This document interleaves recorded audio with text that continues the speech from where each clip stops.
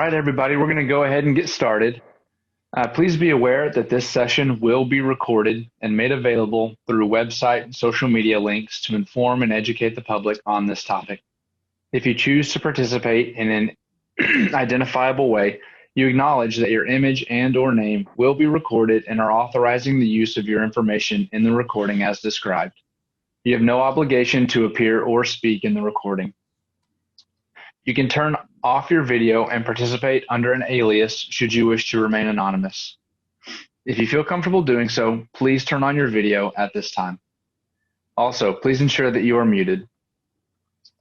Welcome. On behalf of the Wellness Alliance for Total Children's Health of Denton County, the Watch. I am Joshua Marshall, an Education Work Group Co-Chair for the Watch Coalition. It is our goal to organize opportunities for professionals and community members to learn about specific topics related to children's mental health and to learn about the resources available in our community. With many people to thank for working collaboratively to put this event together, we'd like to thank our friends on the Denton County Behavioral Health Leadership Team and members of the Watch Coalition for planning and thinking through this program. We'd like to thank Cook Children's for providing the CEUs, and we'd like to thank you if you have attended our previous events for providing feedback. We've planned this program with you in mind. We also would like to thank each of our speakers for giving their time and sharing their expertise with us today. With their permission, we will later post the slides from today on our website. So just a few housekeeping details. We do have a full agenda today, but we have scheduled 3 10-minute breaks throughout the program. We hope you will use time during the breaks to chat with other attendees in the chat box, whether publicly or through private chat. You can talk with the group as a whole, or by clicking one-on-one by clicking the button next to the "to" field in the chat feature. This is located just above where you type your message. We will also be keeping the meeting open for 30 minutes after the event from 1 to 1:30 p.m. so that you can continue to network and share information about your organization in the chat box. This time can also be used to complete an online evaluation for today's event. The evaluation link will be shared at the end of the program. All are encouraged to complete the evaluation, and it is required to receive continuing education credit. For your convenience, we've created a workshop packet for you to use as you follow along with today's presentations. If you did not receive a workshop packet, please reach out to Elisa Quimby at elisa.quimby@cookchildrens.org. Elisa will add her email address to the chat box in just a moment if you need it. If you need CEUs or certificate of attendance, please make sure that you have signed in. We'll also add the sign-in link to the chat box momentarily. Later today, those who have signed in will receive an email with a link to fill out an online evaluation about today's workshop. You can print out your certificate later when it is convenient for you, or as mentioned, you can also stay on Zoom for 30 minutes after the event to fill out the evaluation. Today's speakers have no conflicts of interest to report regarding today's presentation. I would now like to introduce the Chair of Watch, Vinay Reinhardt, who would like to talk about the value we place on collaboration. Good morning. Thank you guys for being here today. Before I introduce our first speaker, I would like to share with you a little bit about why we do what we do. In 2011, the Watch Coalition was formed by a group of dedicated organizations and individuals who were committed to improving the total wellness of children and families in Denton County. Our vision, because every child deserves hope, the Denton County community dedicates its unified resources to equip our children to reach their full potential mentally, physically, and socially to achieve their maximum personal success. One key strategy to achieve this goal is to maintain a diverse and active membership. We are a collaboration of both public and private organizations and individuals who are invested in the total wellness of Denton County's children. Our shared passion of improving children's mental health is the guidepost by which we base our choices. We understand the value of working together to improve children's mental health, and we're truly grateful for all of our members, volunteers, partners, and allies. Another strategy to achieve this goal is to maintain a website to serve the needs of families, health providers, and social service organizations. You can visit our website at www.watchdenton.org and share this resource with others. We regularly work to strengthen the network of mental health professionals by offering educational and networking opportunities related to children's mental health, just like this workshop. We also invite the parents in our community who feel they might benefit from attending these workshops. If you are a parent attending today's workshop, thank you for coming, and please feel free to visit our website where you will find resources, information about community events, materials from past workshops, and much more. I would like to thank the Behavioral Health Leadership Team and the members of the Watch Education Work Group for their work in planning this important workshop. I can see by all of you who are participating today that it is much needed and a topic that needs to be discussed. The Watch Coalition also recognizes Children's Mental Health Awareness Day in May, in collaboration with many other community organizations. Part of that celebration includes a youth art gallery showcasing work from children and teens across Denton County as part of our annual youth art contest, Children's Feelings Are a Work of Art. Since the inception of the Youth Art Contest in 2016, Watch has enjoyed support from all of Denton County libraries and many other partner organizations. We are accepting submissions for this year's art contest from January to March of 2021. More details about this year's art contest can be found on our website. I'm now pleased to introduce our first speaker, who we are thankful for sharing their time with us today. Meredith Boren is the Assistant Director of Partner Relations at the Children's Advocacy Center for Denton County, where she also serves as the Care Coordinator for Child Sex Trafficking. She sits on the Board of Directors for C7 Human Trafficking Coalition. Meredith holds a master's degree in social work from the University of Texas at Arlington and is licensed through the state of Texas. She has spent the last 12 years of her career helping child victims of sexual and physical abuse. Please help me welcome Meredith by giving her a virtual round of applause. Thank you very much, everyone. It's great to see all of the participants in this this morning, so thank you all for having me back. Dr. Grover and I were just talking this morning about how we presented at the Watch presentation last year at the same time, and we were right in the midst of this protocol development that I'm about to tell you all about, and we are so excited that we have completed the protocol and I'm able to tell you about it now. And what we are doing in Denton County to serve victims of child sex trafficking. So thank you all so much for having me this morning. Let me share my screen.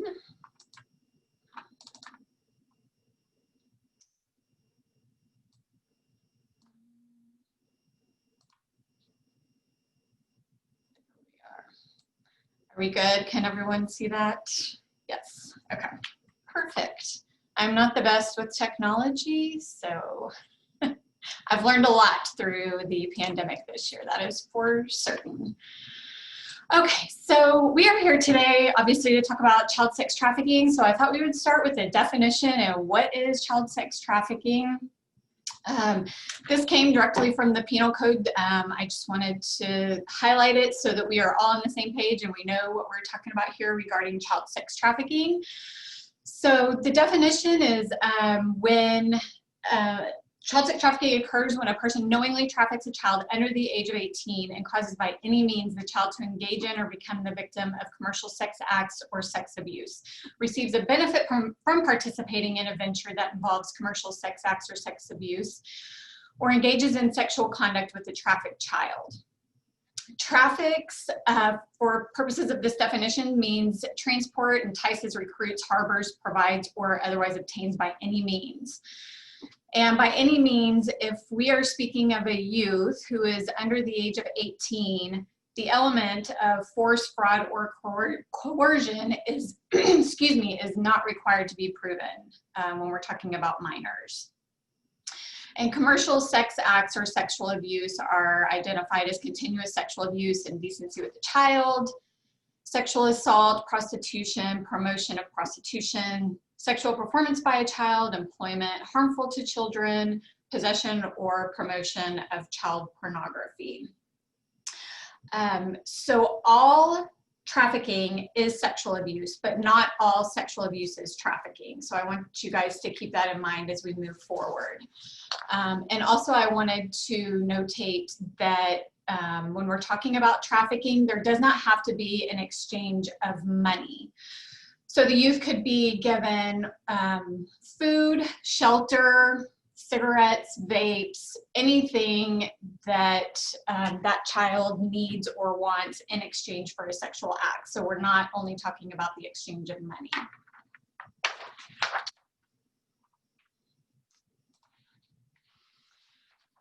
So in April of 2017, the governor's initiative began here in Texas. They started with the 5 biggest counties in Texas, which included Dallas, Tarrant, Bexar, Harris, and Travis. In 2019, it was Denton County's turn to kick off this initiative here. And the reason that we kicked it off here in Denton is because it's happening here in Denton. I know this is a really busy slide, but I really wanted to highlight the fact that it is happening in Denton County. These two on the far right-hand side are arrests that happened this year in 2020 in Denton County involving child sex trafficking. So please know that it is happening here in our community in Denton County. And the truth is many of us are serving trafficking victims and high-risk youth, and we don't even know it. We feel overwhelmed by the lack of options or resources in our community, and many of us are serving trafficking victims and high-risk youth and wonder, where is the rest of the team? And that is where care coordination comes in. So care coordination was developed to ensure that youth don't fall through the cracks between services and the different systems. So as previously mentioned, care coordination was born in Denton County in 2019. And just to give you a little background, in January of 2019, we kicked off a summit here in Denton County to get our partner agencies together to start off this initiative. Then in the summer of 2019 is when I came in. I was hired at the Children's Advocacy Center as the care coordinator for Denton County, and my sole responsibility at that point was developing this protocol that we have now completed. And then, so over the last, it took us about a year. We started in the summer of 2019, and we just completed the protocol in May of this year. Despite the pandemic, we worked through it and we were able to complete the protocol. So we are very excited about that. With care coordination, even when services are available, accessing them can be extremely overwhelming. Interagency multidisciplinary teams can bring a multidisciplinary perspective to the table. This is not just to cooperate and coordinate, but it's to collaborate. Teams within the care coordination hold each other accountable and support each other in the trauma-informed responses, even when it's easier not to be so trauma responsive. And although I do want to point out that the Children's Advocacy Center for Denton County was identified as the care coordinator for Denton County, that the care coordination team is an entire team of professionals and different agencies within Denton County working together to make this happen. The Child Advocacy Center cannot do this alone. We did not do this alone, and we will not do this alone moving forward. So some stakeholders involved in the protocol, as you can see, we had various law enforcement agencies involved throughout Denton County, Child Protective Services, Juvenile Services, the CAC, our advocate agencies, Traffic 911 and Unbound, CASA, medical, mental health, shelter. And in addition to these stakeholders at the table during this protocol development, we also had Louisville ISD, we had obviously the Office of the Governor's Child Sex Trafficking team, different NGOs in the community.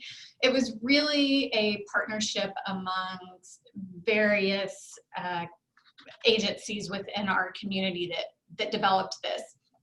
And I will say that these agencies that I've identified were at the table twice a month for a year. They came consistently. We consistently had 35 to 40 participants twice a month at these protocol development meetings throughout the year that we were developing it.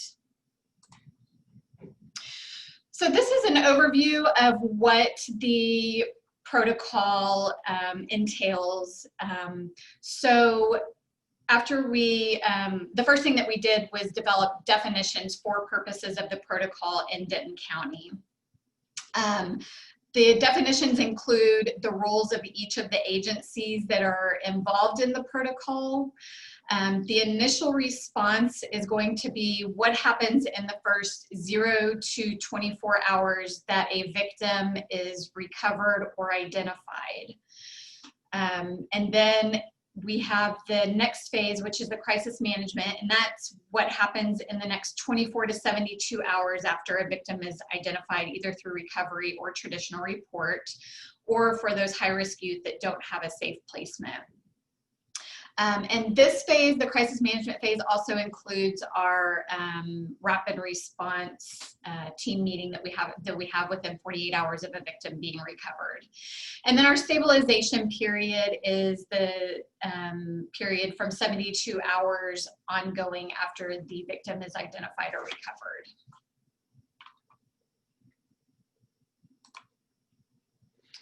So I just wanted to highlight a couple of definitions that our protocol development team came up with for purposes of this protocol. So we identified a child sex trafficking victim as any child who is under the age of 18 who makes an outcry of trafficking or who comes into contact with law enforcement, DFPS, an advocate agency, or any adult under circumstances arising to the level of probable cause that the child is a victim of child sex trafficking. And what that can look like if we don't have an outcry from a victim, which oftentimes we don't get an initial outcry from a victim. If law enforcement comes into contact with a youth and the circumstances that the youth was found in indicates that there could be trafficking, then we wanted to include that in the definition, even though the child hasn't made an outcry of trafficking at that point. And then the rapid response team for purposes of this protocol is the coordinated crisis response to reports of child sex trafficking. And it's utilized when a victim has been recovered or an identified victim or high-risk youth does not have a safe placement. So in that situation, that's going to fall under that initial 0 to 24 hour period that I just spoke about in the initial response. And what happens there, just to give you an example of that, if law enforcement recovers a youth, let's say at a motel at 2 o'clock in the morning, the rapid response team will be initiated to immediately start those trauma-informed services for that child in that moment and to help support law enforcement in their investigation. And then one other definition that I wanted to highlight was high-risk youth. And again, this definition was developed by the Denton County Protocol development team. This is not a definition that every agency that has this protocol will utilize. This is strictly what we decided in Denton County was going to be identified as high-risk youth. And another thing to point out is that not all counties in Texas that have developed this protocol have chosen to include high-risk youth in their protocol. But in Denton County, this was a lot of discussion around this topic, and we wanted to go ahead and include them because we believed that if we could get services for these high-risk youth early, then maybe we could help prevent them from actually becoming victims. So the purpose of this definition for the high-risk youth is to give aid in the identification of children who are at high risk of falling victim or are victims to child sex trafficking crimes. If one or more of these factors listed are present in a child's circumstances, it's not proof that they have are being sexually victimized. The factors are a guide to help persons identify circumstances that should cause professionals to examine the given situation closer in the hopes of identifying victims.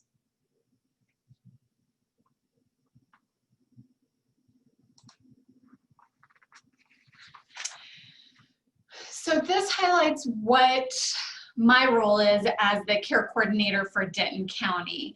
So when a child sex trafficking victim has been identified or recovered, the care coordinator serves as as Dr. Grover likes to point out, the air traffic controller for the team. So my job is to receive calls 24/7. I am partner facing. I am not victim facing. So I don't interact with the victims. I interact with the partners to get services and get what the team needs in that moment coordinated. I facilitate case reviews, coordinate care coordination team partner activities for the most effective response.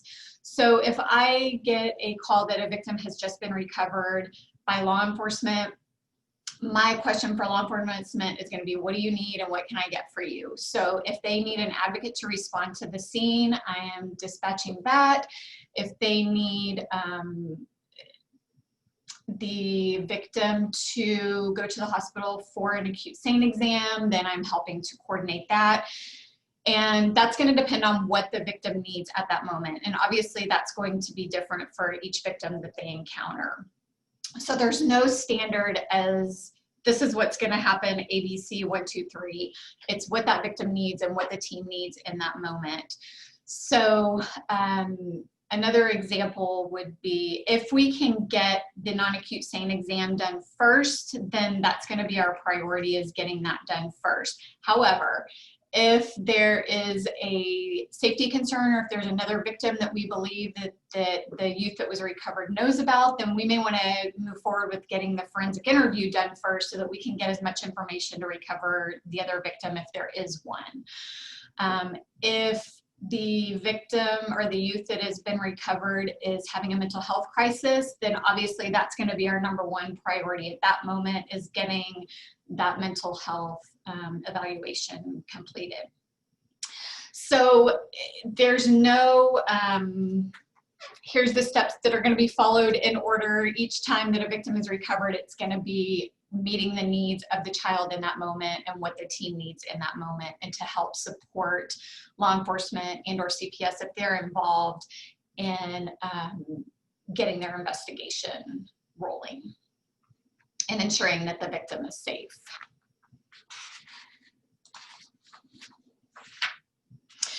So I won't spend a significant amount of time on this, but I just wanted to highlight that one of the greatest additions to our Denton County response was the addition of our 2 advocate agencies, Traffic 911 and Unbound. Traffic 911 and Unbound have been at the table from day 1 through protocol development.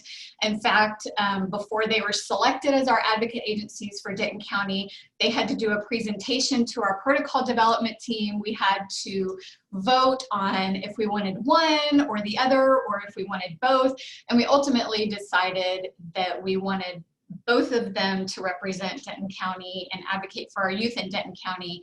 And it has been a wonderful addition to our county, and we are referring youth to them regularly for youth in Denton County.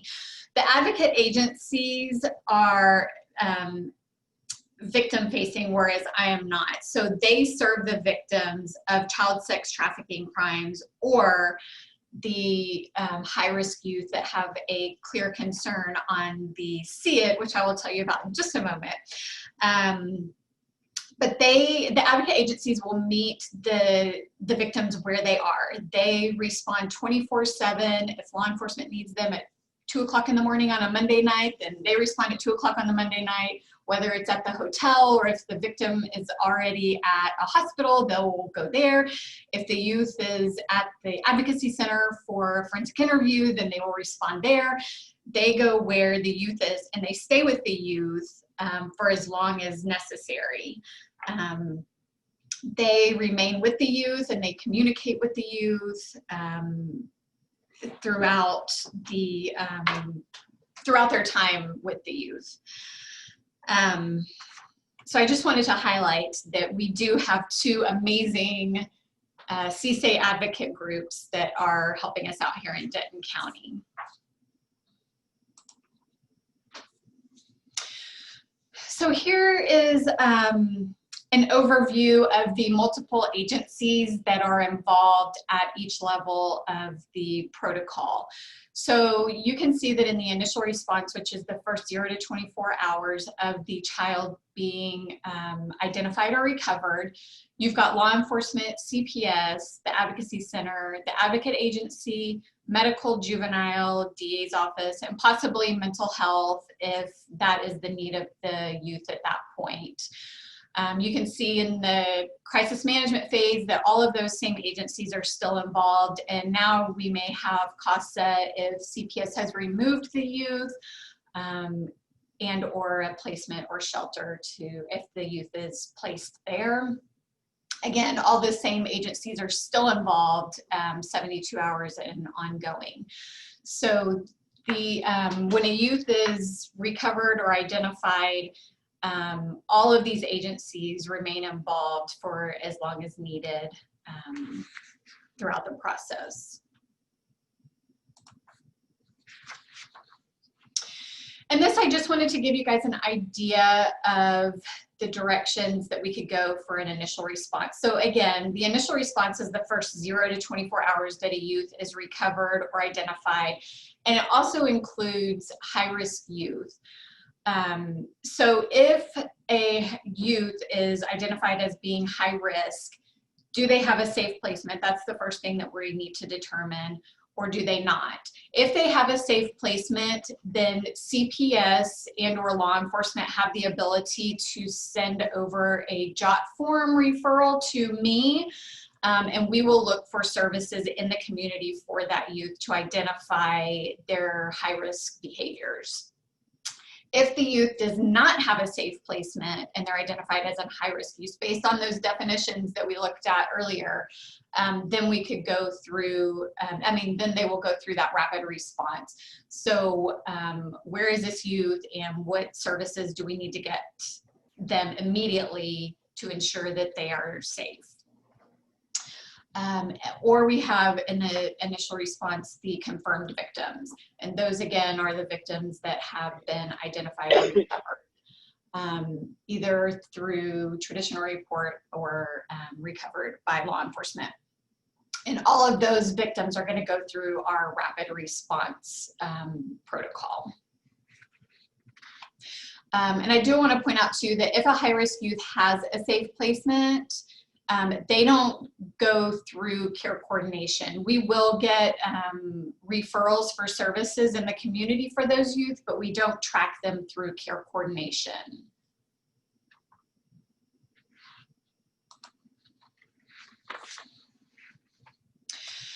And then ways that you can help. So consider using a universal screening tool in your agency, such as the CSE-IT. And I said that I would mention the CSE-IT, but I'm only going to touch on it for a moment. The CSE-IT is the Commercial Sexual Exploitation Identification Tool. It's a universal screening tool that is utilized here, and Dr. Grover's presentation is next, and she is going to teach us all about the CSE-IT in her presentation. And I do want to point out that we at the Children's Advocacy Center do utilize the CSE-IT. We have been using it consistently. It's a tool that's developed for children ages 10 and up. And any youth that walks through our door here at the Children's Advocacy Center, we complete a CSE-IT on them. And then something else that you can do is see something, say something. If you have a suspicion about something, report it. It's not your job to investigate it or to try to figure out if what you believe is true or not. That's up to our investigative parties, CPS and law enforcement. But if you do have a suspicion about something, report it. And two ways that you can report it are through, well, there's three ways. You can report it to your local law enforcement. You can report it to Child Protective Services, and I've got the information here, or you can report it to the National Human Trafficking Hotline. You can report anonymously if you don't want to leave your information. The National Human Trafficking Hotline, if it involves a youth, will send out those reports to the jurisdiction where it needs to be investigated if it's reported through them.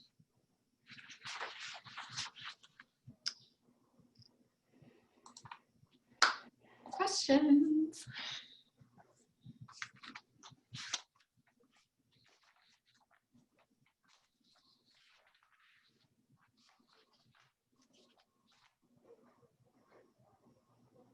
At this time, if you have any questions for Meredith, feel free to go ahead and unmute yourself and you can ask them, or if you don't feel comfortable doing that, you can also ask your questions in the chat box.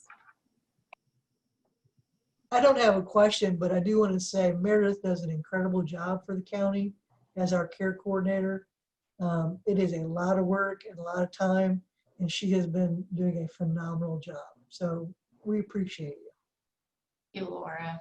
And I did want to mention that the development did take us a year. Laura was at the table the entire time. We did just launch in September, so we are very brand new at this. We are still educating law enforcement. We've educated CPS, MHMR. We've done lots of education in the community to make everyone that needs to be aware of this aware. So we are still in the education piece of it. And we're keeping stats for the governor's office, and I'm excited to see the changes that are made in Denton County through this protocol and the services that these youth so desperately need are going to get. And I want to echo Ms. Laura's affirmation of Meredith's leadership here. We did stay at the table regularly, and we met together pre-COVID and really formed some great collaborative relationships. And there is an advisory council that's been formed to oversee the strategy for making sure that Denton County has what it needs to move forward in all of the various disciplines. So we have a really strong advisory council. We have 3 chiefs of police who are currently serving.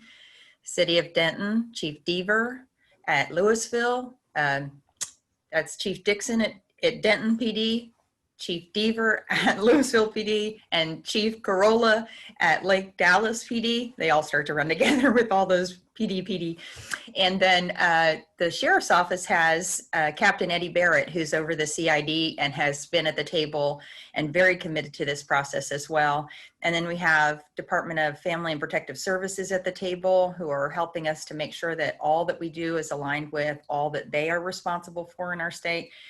I have to tell you guys, Denton has become my gold standard for how this is supposed to work, because they've been so collaborative, and they've networked through this organization and many other organizations, trying to get the word out there that we really do have a great response in Denton County. And they've been very effective in working together and moving the ball. It's been great to see just how committed the folks have been, and the outcomes are tremendous. And as we educate the community, I think we're going to start to see what we hadn't seen before. And that's really going to help us to be prepared as we get this educational piece rolled out. Very excited for what's been happening. I have a suggestion. My name is Joseph. I am calling from Miami, Florida. And I think that one of the suggestions that I have is there should be an increased awareness and collaboration from those hotels and those places that tend to be the focus for prostitution and drug selling, to increase the collaboration and awareness of their clients. If they see any suspicious activities in and out with, minors or too many minors under one person, something that it will just, do the alarm, so an investigation, or at least to follow up with it. Because usually those are the places where they hide and they start their prostitution careers and exploitation. So if we're able to increase the collaboration from those cheap motels and places where usually start this exploitation and crime, perhaps we have a better chance to catch these criminals before they start exploiting these kids. We do have some initiatives, Joseph, that are going on here in Texas. We have a business initiative, and we have education that's happening in prevention, recognition, recovery, supportive healing, and also bringing justice, aligning a variety of systems. I would encourage you to look at our website about the child sex trafficking team so you can see the holistic public health response that we have in Texas. We've also been collaborating with our partners in Florida who've had some different models from our state, but that we collaborate and so that we get a better outcome. And you're right, we have to do community education with everybody, not just those that are in the mental health space, those in law enforcement, those in protective services, but all of our community members are gonna need to be educated, including our businesses. And I tell you from conversations with Captain Eddie Barrett and other counties around us, he said, if you have a hotel in your community, you have the potential for trafficking. And so we know that this is an avenue for education that's going to be a part of our strategy moving forward. Great, thank you.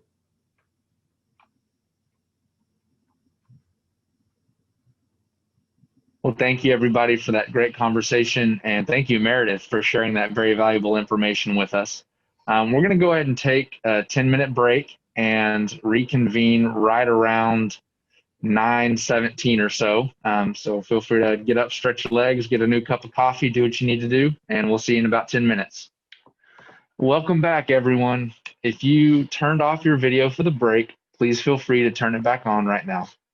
Next, Dr. Tomi Grover will provide an overview of the CSE-IT Information Integration Tool. Dr. Tomi Grover serves as the North Texas Regional Administrator of the Child Sex Trafficking Team. She holds a Ph.D. in social work and ministry-based evangelism. She has spent the last 13 years helping to educate professionals and advocate for trafficking victims. Please help me welcome Dr. Grover by giving her a virtual round of applause. I feel like I'm a little on the Voice, you know, where they have all the crowd in the background and they're all excited and they're clapping and the people on the stage hear nothing. Good morning, everyone. Thank you for having me today. It has been a whole year since we did this event, and boy, there's been a lot of water under the bridge. I'm very excited for you guys to be here today. I'm excited that Meredith was able to tell you all about the hard work that was done over the last year and everything that we've been able to accomplish.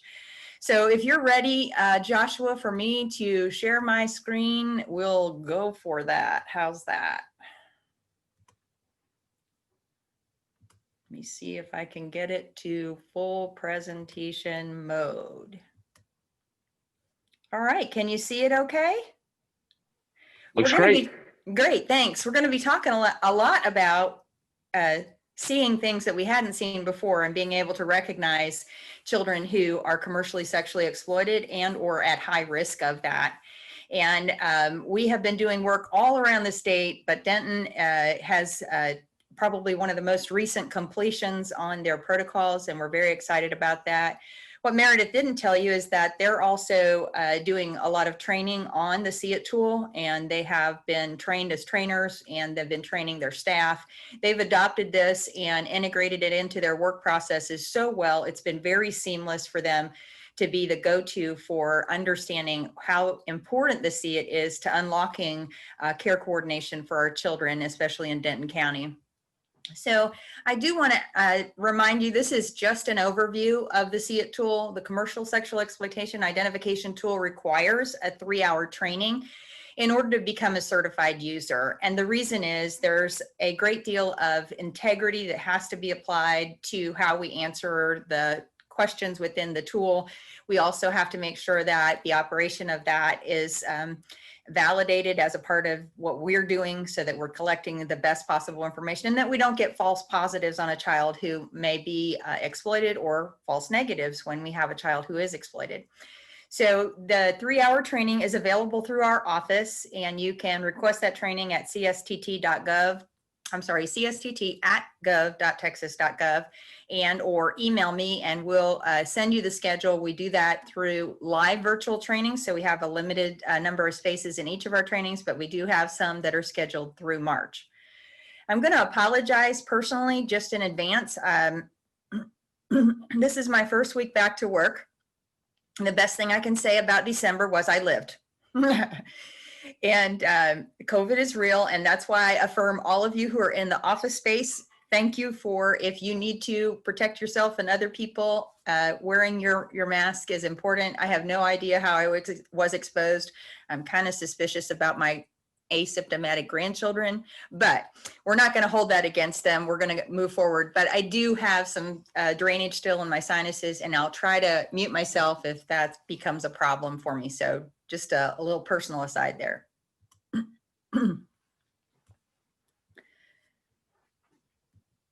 Also, all of you are good at this. You're professionals, you know this, but I want to remind you that some of the information today may be triggering for you. I don't want to assume that you are ready and set to take care of yourself today. You may not have thought about that as a part of what you might be exposed to in this training today. But if you get upset, take good care of yourself and make sure that you're able to stay connected as much as possible, but take good care of yourself, because we're going to talk about some information that is disturbing about what's happening to our children. Just want you to be aware that you are welcome to take care of yourself if you're triggered or if you're having stress over it. So I mentioned earlier when Mr. Contreras asked this question about how our response is going to go, that we have this five-fold public health-based strategy. And PROTECT is the prevention piece of that. We're working with Texas education agencies, other agencies that are child serving agencies, to make sure that we provide education that is primary, secondary, and tertiary prevention education, so that we can help to prevent children from being exploited. Also, we're working in the online space with the Internet Crimes Against Children and online exploitation.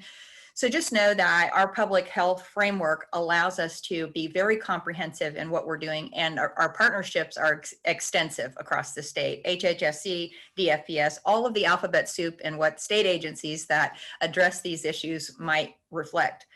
Also, the CSE-IT tool is in the recognize section of this. We could not see what we did not know how to see before we had the CSE-IT tool and an information integration way of being able to see things that were disparate information out there about children and not really recognizing how that comes together. I kind of think of this as when you play Where is Waldo? If you don't know what Waldo's wearing, you don't know how to find him in the crowd. And unfortunately, once you do know what Waldo wears, then everybody in the collage wears red and white stripes too. So when we have an information tool like the CSE-IT tool, it helps us to differentiate and to get some really specific statements to consider in the way that we begin to recognize these kiddos. We need to see what we haven't seen before. And we're asking for universal screening because it is not up to us to recognize from the outside when a child might be being exploited and not know what that the full picture is.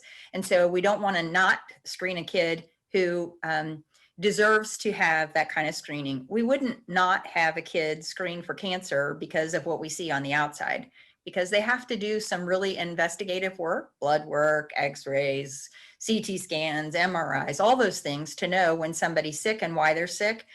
And we're not calling this a sickness, please don't hear me say that, but it is a way of framing for us that we have to do a little bit more of a job that helps us to explore what's happening and look beneath the surface to get to the root of this.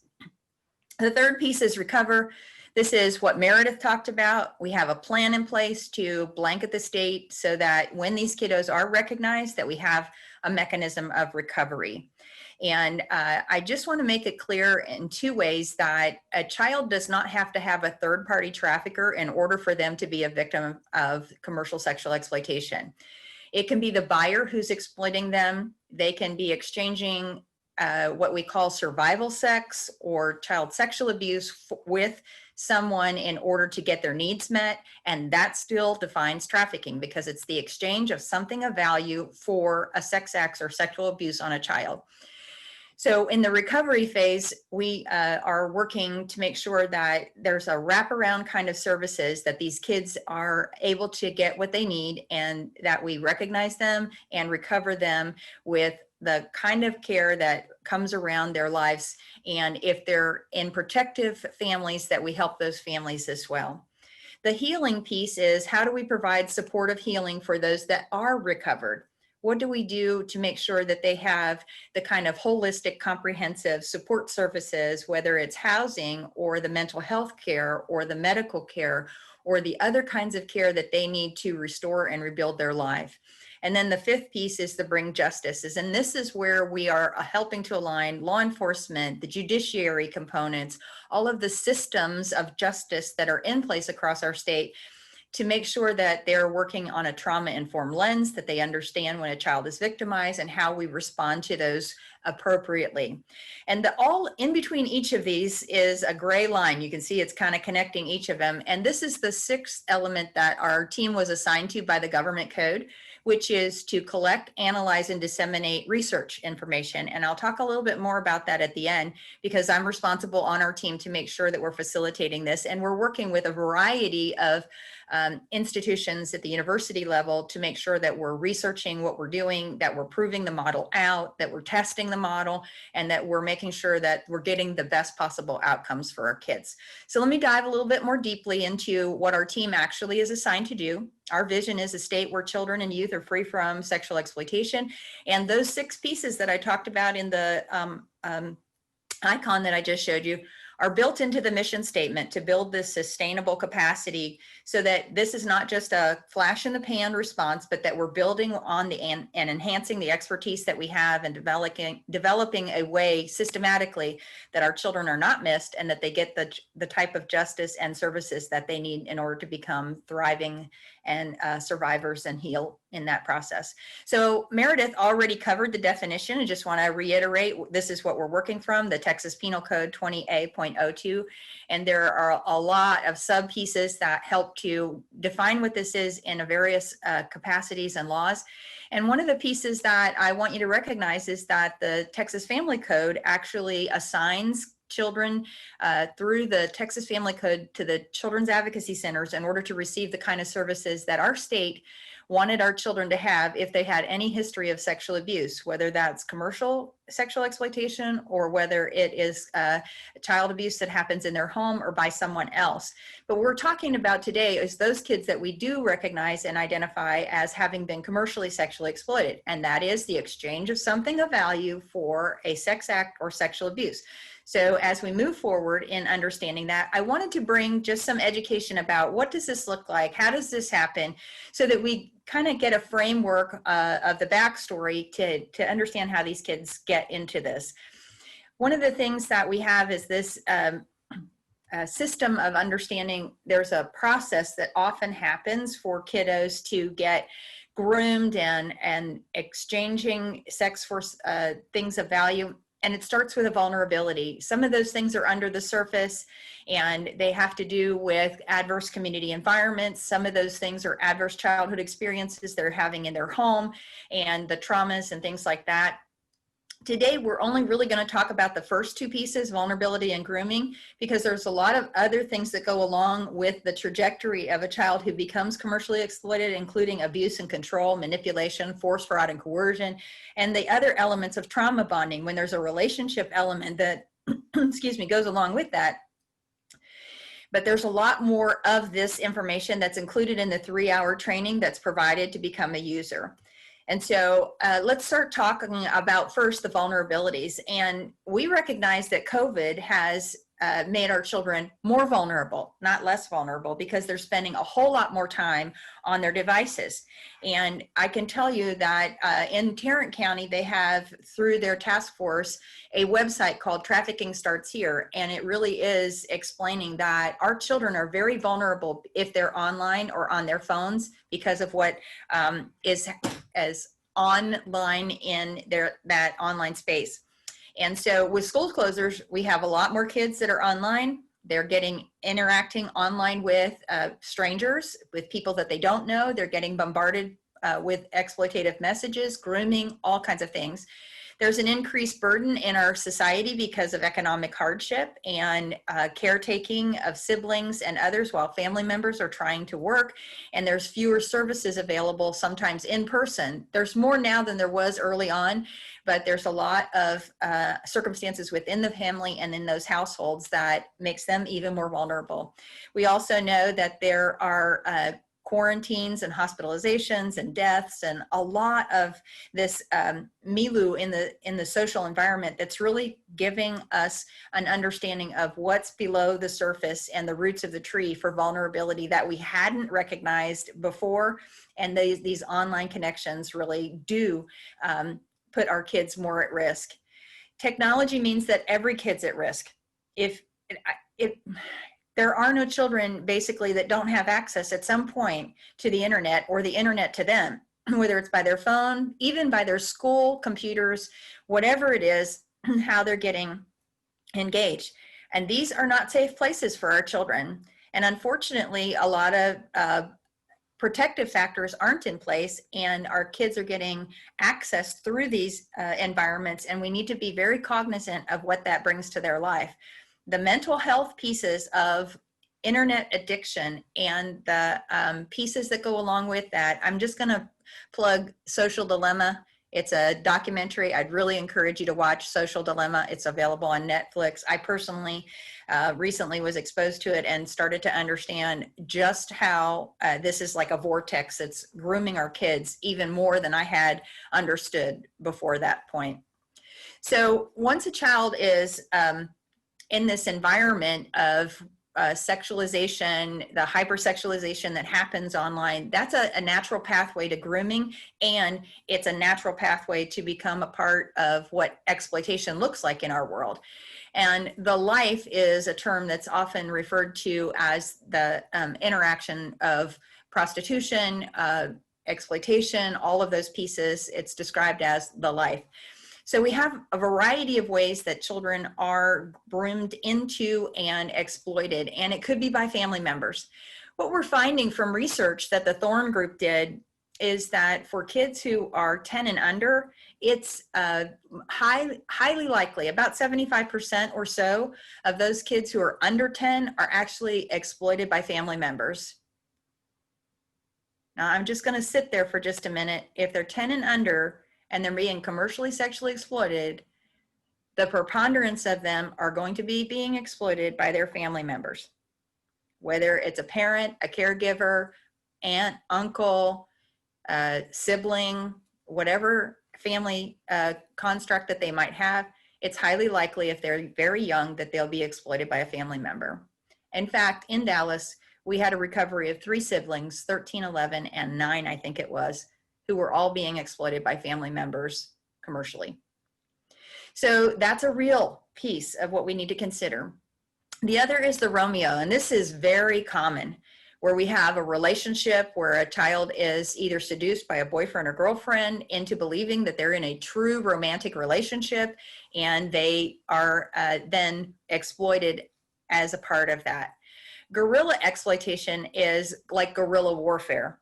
And this is where a pimp-controlled environment may be based not on a romantic relationship, but actually by threats of violence, force, and that kind of control. And so it's like guerrilla warfare. Often you'll see it misspelled as gorilla as the one in the zoo, but that may be a terminology that's used out there in the life, but it's actually guerrilla warfare.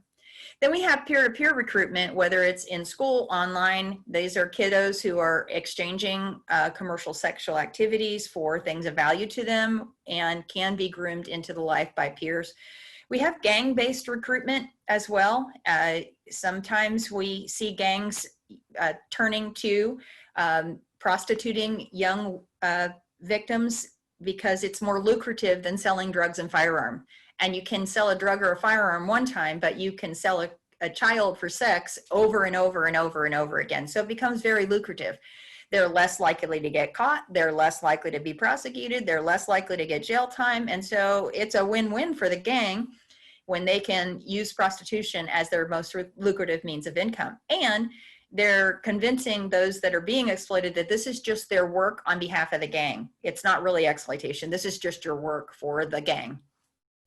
Also, we talked a little bit about it, internet enticement. We have kids who are meeting people in real life based on a social media interaction, chat rooms, Facebook, you name it.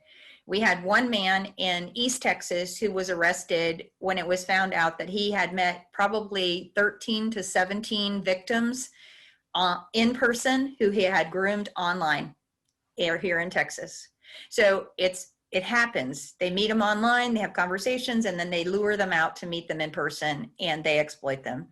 Then we talked about this earlier. Survival sex is a term that's when a child has needs and they need to have them met, they often will exchange sexual abuse for what they need. And that could be, like we talked about, food, clothing, shelter, whatever that is, a night on a couch, perhaps. And then we have in Texas quite a few illicit sexually oriented businesses. We call those SOBs. You may know that term as something else, but that's what we call them, is SOBs.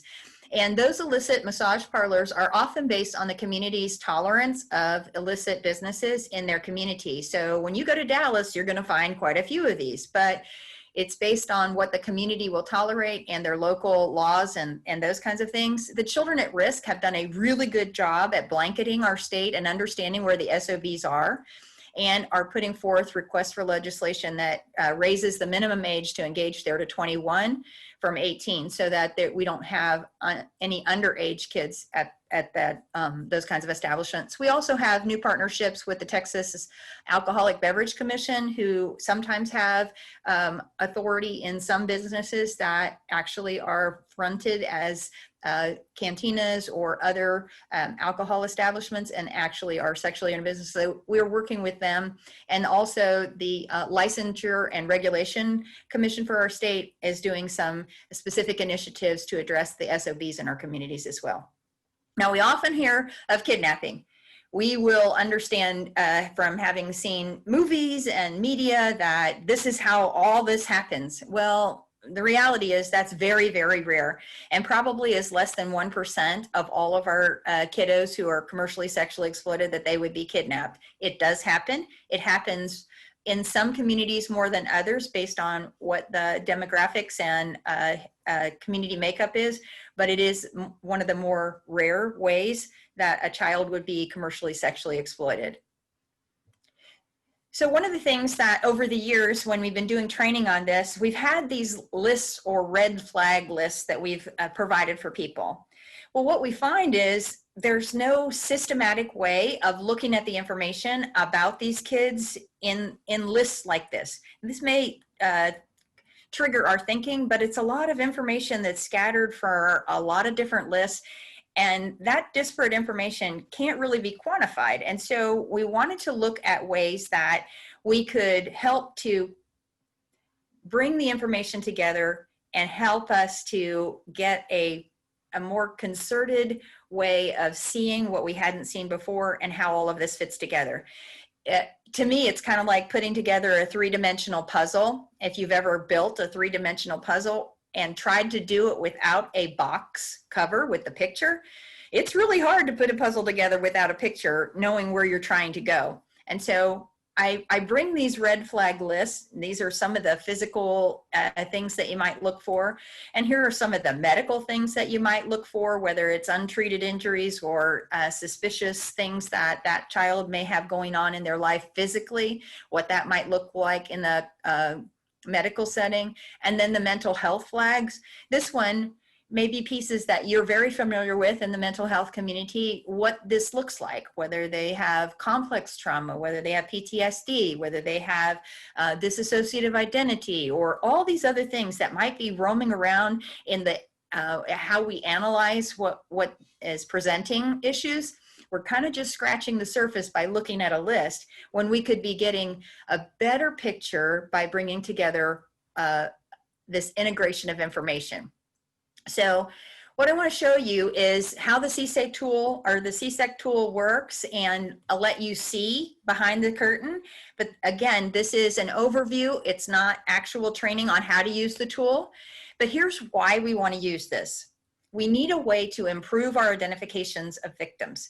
This will expedite their access to services. So when we get an outcome that's a clear concern by having done the tool, we know that it kind of unlocks the key to care coordination and helps us to get those systems moving in the right direction for that child. It improves what we know across our systems and how we communicate. It's a common language.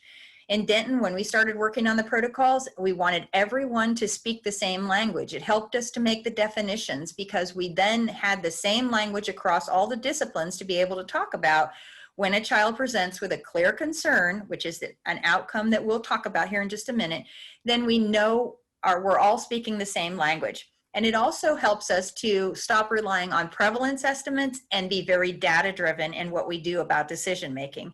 And it ensures that all of these agencies become aware that there's no wrong door for this child to be identified.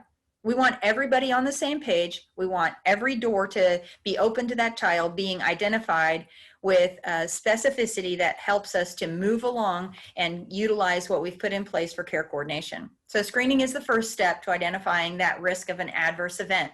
And it helps us to have an early identification of the problem before any symptoms appear. We may start looking at this tool and not have recognized that there's something going on under the surface, but once we do the tool, it helps us to go, oh my goodness, we need to look more carefully at what's happening in this child's life now so that we can intervene and prevent trafficking. Now, the tool was developed and designed by West Coast Children's Clinic, and their group of folks that they studied, which was several thousand and a couple hundred child-serving agencies in California, they had a group of kids who were 10 and over.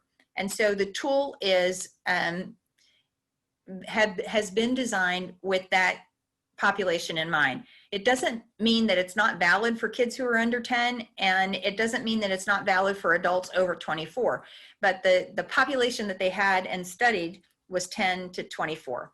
So just know that it's been studied and that it's been used for that population, but it can be used for on either end of that age spectrum. And the screening is not a diagnostic. This is not a psychosocial assessment. This is an information integration tool. And what it allows you to do is whatever you're already doing, if you're doing the CANs, if you're doing some other assessment of this child and whatever your practice is, it allows you to take information from a variety of sources and put it together in a way that will help you to understand their level of potential exploitation. So when they researched this tool and validated it, they saw three things that really surfaced in the population that they studied. 3/4 of the kids had exploitation going on for 2 or more years before they were ever recognized. And in this population, that is a long time to have that kind of level of abuse for 2 years or more. And 3/4 of those kids didn't see themselves as being exploited. Remember, we talked about a variety of ways that they're potentially exploited into the life. And one of those is we talked about was Romeo exploitation. Well, if they're in relationship with the person who's exploiting them and they don't see themselves as being exploited because this is their boyfriend or this is their girlfriend or this is their, significant other, they don't see themselves as being exploited and they're not going to self-identify. Almost half of the kids were 14 or younger when the exploitation started. That means middle school. And if we wait until high school to teach them, if we wait and don't start addressing this at elementary school when they're starting to have access to the internet, starting to have access to online social media, we're going to miss the opportunity to prevent them from being exploited because they're starting to get exploited early. The numbers so far in Texas help us to frame this. We've had, since this was posted, over 32,000, and we're right in the 10 to 12% clear concern. So there's 3 possible outcomes. There's no concern or no information, possible concern, which is the yellow, and clear concern, which is the red. And this is keeping within the tolerances of the study of the tool. And we're seeing that the majority of what we're looking at when we do the tool with a great integrity is that we're getting these kinds of results. Somewhere around the 10% of our kiddos are showing clear concern. That's a whole lot of kids, isn't it, Miss Laura? A whole lot of kids. But we know that if we do the tool right, we're going to see what we hadn't seen before and help us to clarify that recognition piece. So this tool is designed with 8 key indicative factors and several substatements within each of them. I'm actually going to show you the tool so that you can see what each of these are. But they recognized in the development of the tool, these 8 surfaced as the most important pieces to assess in a child's life. They're both lifetime indicators and current or last 90 days indicators that we're going to be looking at when we look at this tool. So when we answer the questions or do the assessment in the tool, there's actually 3 numbers, but 4 pieces that we're answering. So either 0, no information to determine a rating. 0, there's information, but there's no suggestion or need for intervention at this time. So there's no concern. Then we have a possible concern where we have enough information to say, there's something going on here. We're not quite sure what it is. It may be an evidence of a past problem that we rate here, but we're going to watch it and we're going to wait and see what we find out over time. This tool can be done repeatedly over periods of time, depending on what your relational interaction with that child is. And it's a snapshot. So it doesn't ebb and flow. It's actually a snapshot of what you know at that time. And then clear concern is we have clear observation from either the direct client interaction or the client's records to know something about that child in the 8 key areas and the statements to consider. So here's the first one, housing and caregiving. This is the youth experiences housing or caregiving instability for any reason. So if we have something in any one of these statements, we're going to be looking at their runaway history, where they're staying, if they have a history of multiple group or foster homes, do they rely on emergency temporary resources like a medical center, or they rely on others for food, clothing, or shelter. They have a parent who's unable to provide adequate supervision. Irregular school attendance, what does that look like? How will you know that? Do you have access through their school records? Do you know someone at the school who could help you to answer that question? I'm not authorizing you through this tool to become an investigator, but what I do want to show you that this can be done collaboratively with others who have information that you may have access to that you just don't know.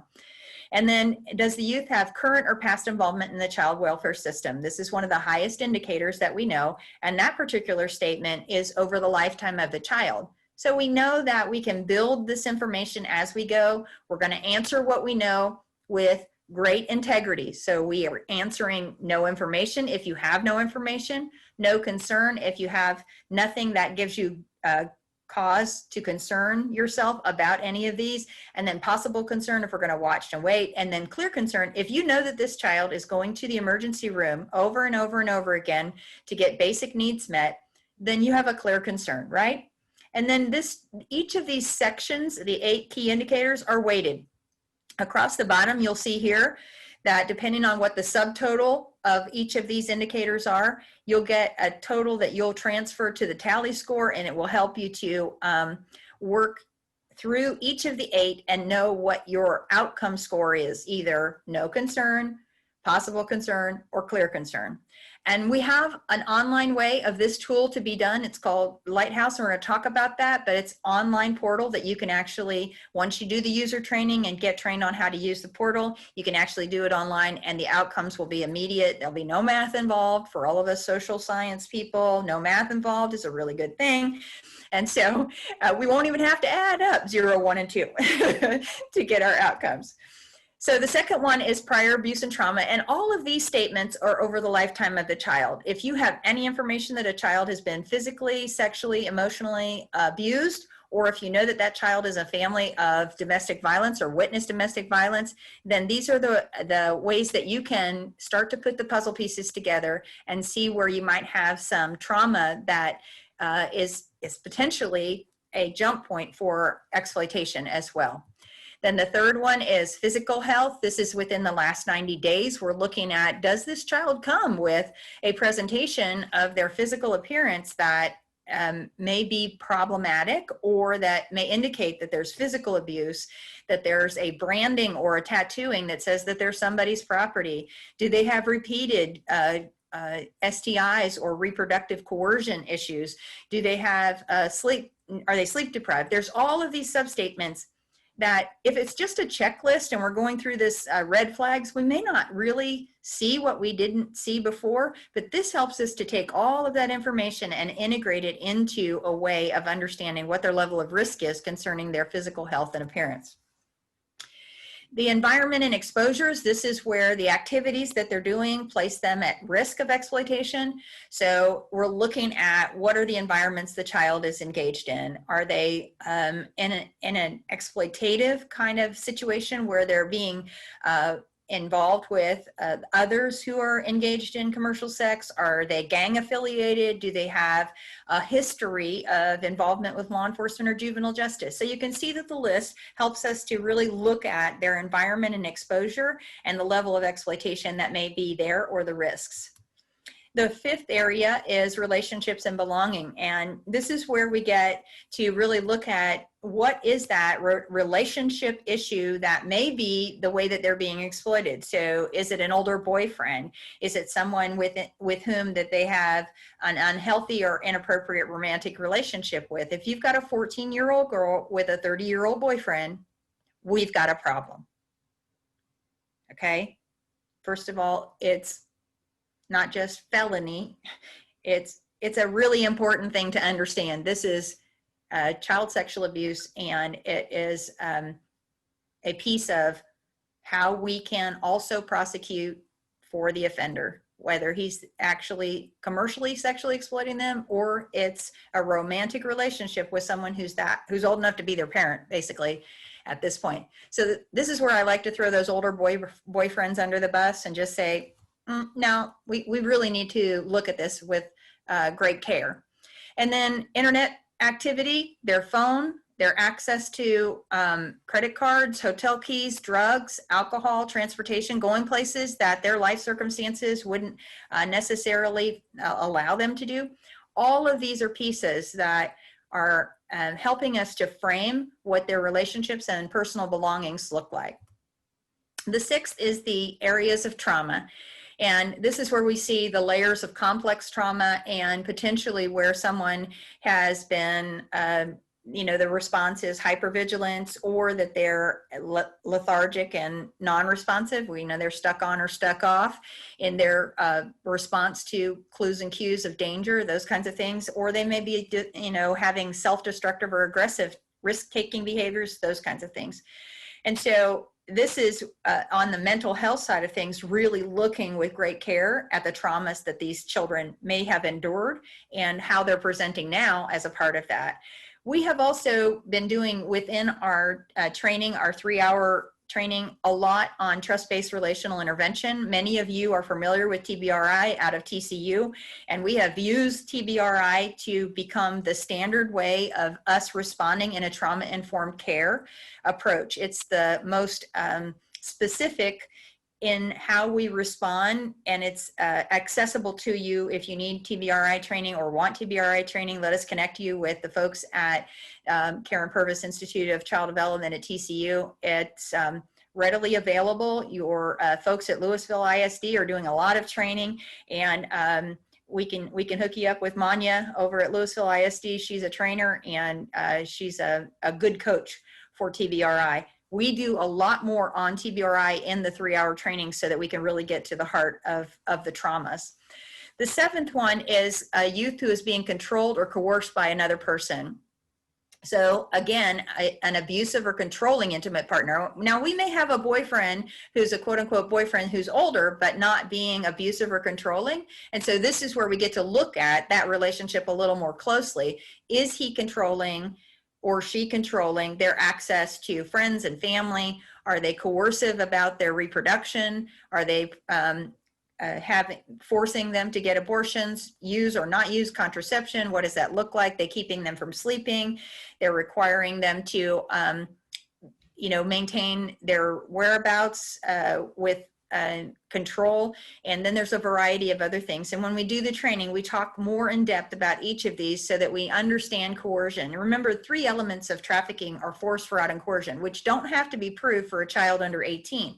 But coercion in and of itself can be a real indicator of exploitation. And as you'll note across the light gray bar at the bottom, the range of this one is very weighted. So if you even get a clear concern on any one of these, it moves you to a clear concern overall score. It's very important that coercion be assessed carefully so that we know if a child is receiving threats, or their family, or others that are in their lives. And the final one is exploitation. So this is actually where there's an exchange of sex or sexual abuse for things of value, money or material goods, including food or shelter.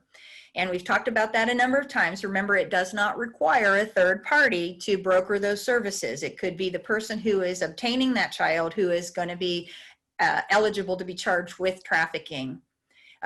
By the way, our U.S. District Attorney here in Dallas has actually a case out of Fort Worth where she's charged 2 buyers with trafficking for a child who was bought in Fort Worth. Yay. Okay, just a little aside on that. So this is where we're going to assess exploitation. And if you know that a child has a history of sexual exploitation and you have a 2 on that one alone, if you know that there's a history in that child's life, you'll notice across the bottom, again, 2 to 8, this is very heavily weighted.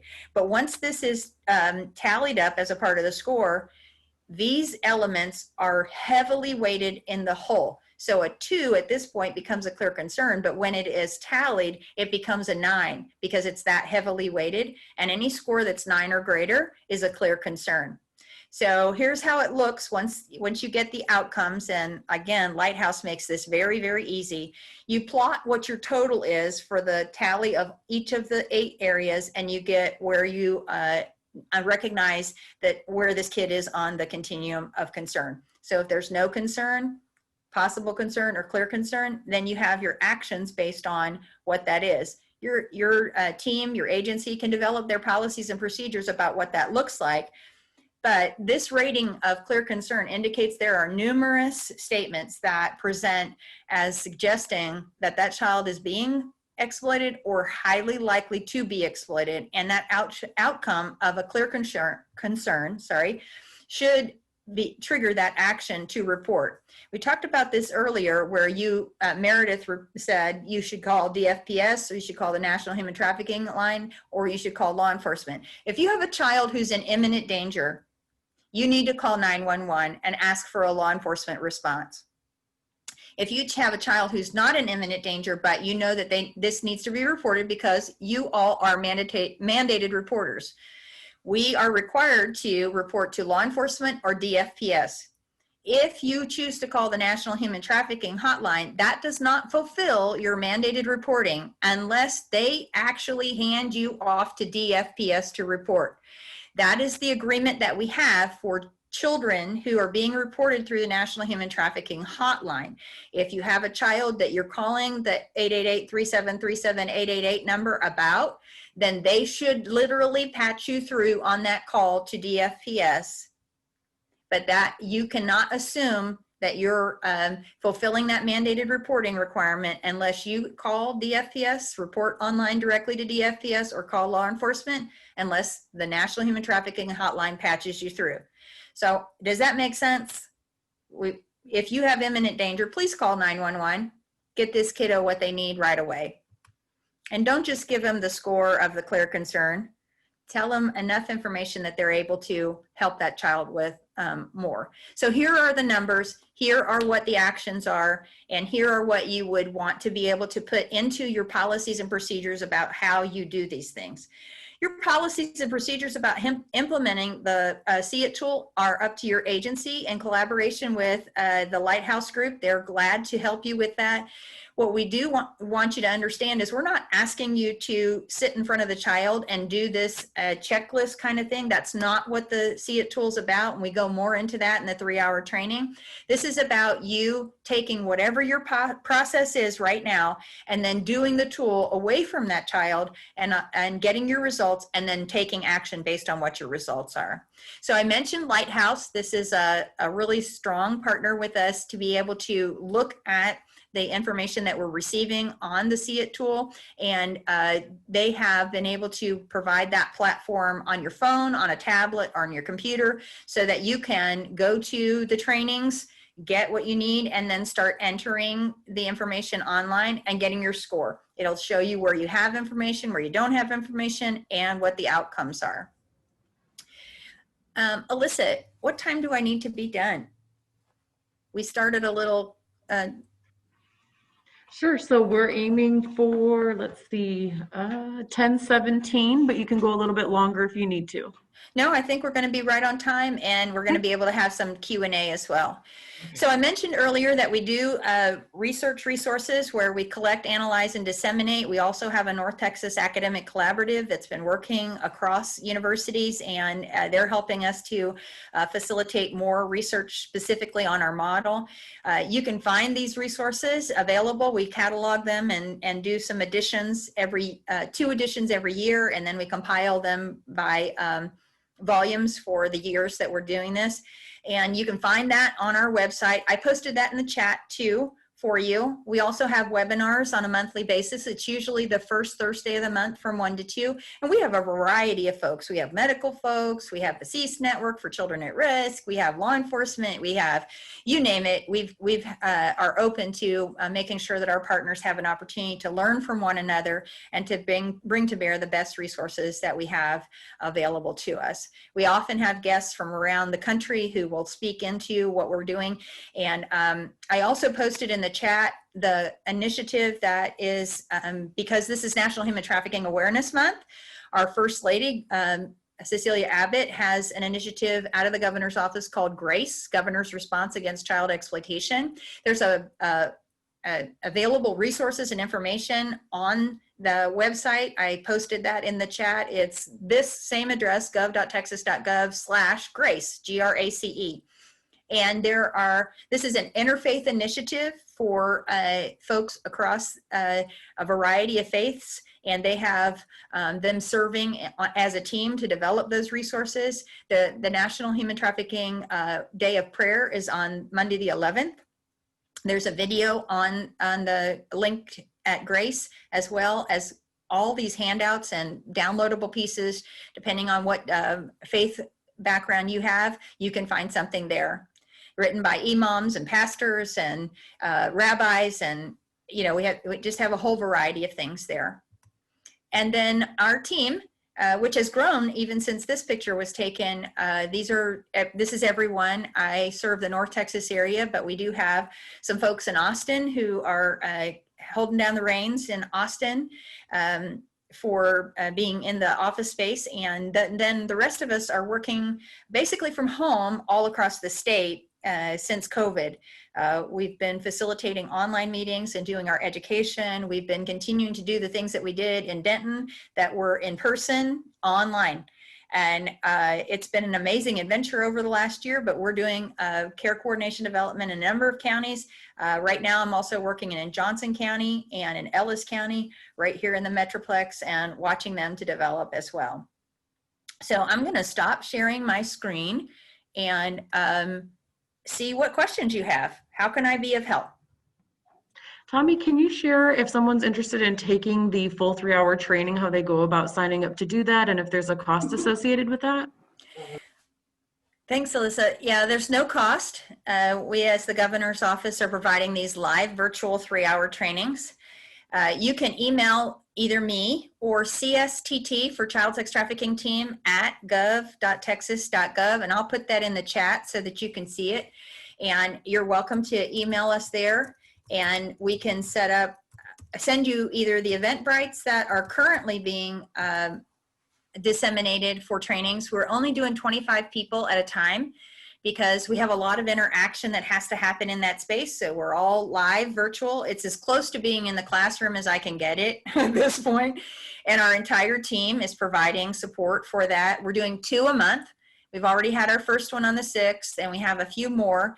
And I'll be glad to send you the Eventbrite so that you can see if there's space available to sign up for those. I know that our ones in March are more open than the ones in February. And if you are with CASA, please plan to email me. We have a specialized training just for CASA that's at the end of January. And we're doing some specific training so that CASA can begin using the CSE-IT tool as staff members of the local CASA, not for all the volunteers. We're not going to train all of their thousands of volunteers. We're going to be training staff at local CASAs. So we'd love for you to be in on that. We've already been working with CASA of Texas and providing some education there. And CASA of Texas has on their website a training that any of you can take about commercially sexually exploited children that they worked with. It's a video-based curriculum. It's very well done. They worked with the Dallas CASA, Chad Freimeyer, and Saving Innocence out of California. And it's a very well done curriculum, and the training is free of charge as well on their site. No, Stephanie, there is no required professional licensure for the CSE-IT tool. We're training those that are youth-facing organizations and those that serve youth with specificity. So if it's in a school, if it's in a youth-serving organization, communities and schools, all of those folks who work in communities and schools would be eligible. What we don't want is just to blanket the state with people who are seeing children in environments where they wouldn't have access to services, that they wouldn't have access to professionals to work with. So we're not just training everyone in the state, we're training those that are youth serving organizations and agencies. So we're working with the educational service centers and the TEA to try and get our school nurses, our McKinney-Vento folks at the school districts, all of those school personnel who would have an opportunity to see these kids. Dr. Quast, I think that would be helpful as we look at how we train the school districts on what the possible processes could be to integrate this. And we are working with our educational service centers. Did I miss any other questions in the chat, Alyssa? Nope, I see. Yep, you've answered everything that I see. Awesome. Well, I stand ready and available to serve you guys. If you have some specific questions, it's either me or one of our partners who could serve you in this area. Like I said, Denton has knocked it out of the ballpark to get these things rolling, and I am very excited to see how they process through this. Our systems are starting to really see some alignment, and you know, that's miraculous in and of itself. And it's very gratifying just to see how much collaboration is already happening. Thank you, Dr. Grover, for sharing that valuable information. We're going to now take a 10-minute break, and we will reconvene promptly at 10:18. So if you guys want to get a little movement break, go ahead. Thank you. Welcome back, everyone. If you turned off your video for the break, please feel free to turn it back on now. Next, Landon Dickeson will talk to us about addressing complex trauma in an overlooked population. Landon is a licensed professional counselor with a focus on trauma-informed interventions. Landon completed his Bachelor's of Science with a minor in neuroscience from Texas A&M University, then pursued his graduate education at the University of North Texas, where he obtained his master's in clinical mental health counseling. He has experience treating trauma across a lifespan in a variety of settings, including inpatient, residential, risk of harm assessment, suicide loss, outpatient, and support groups.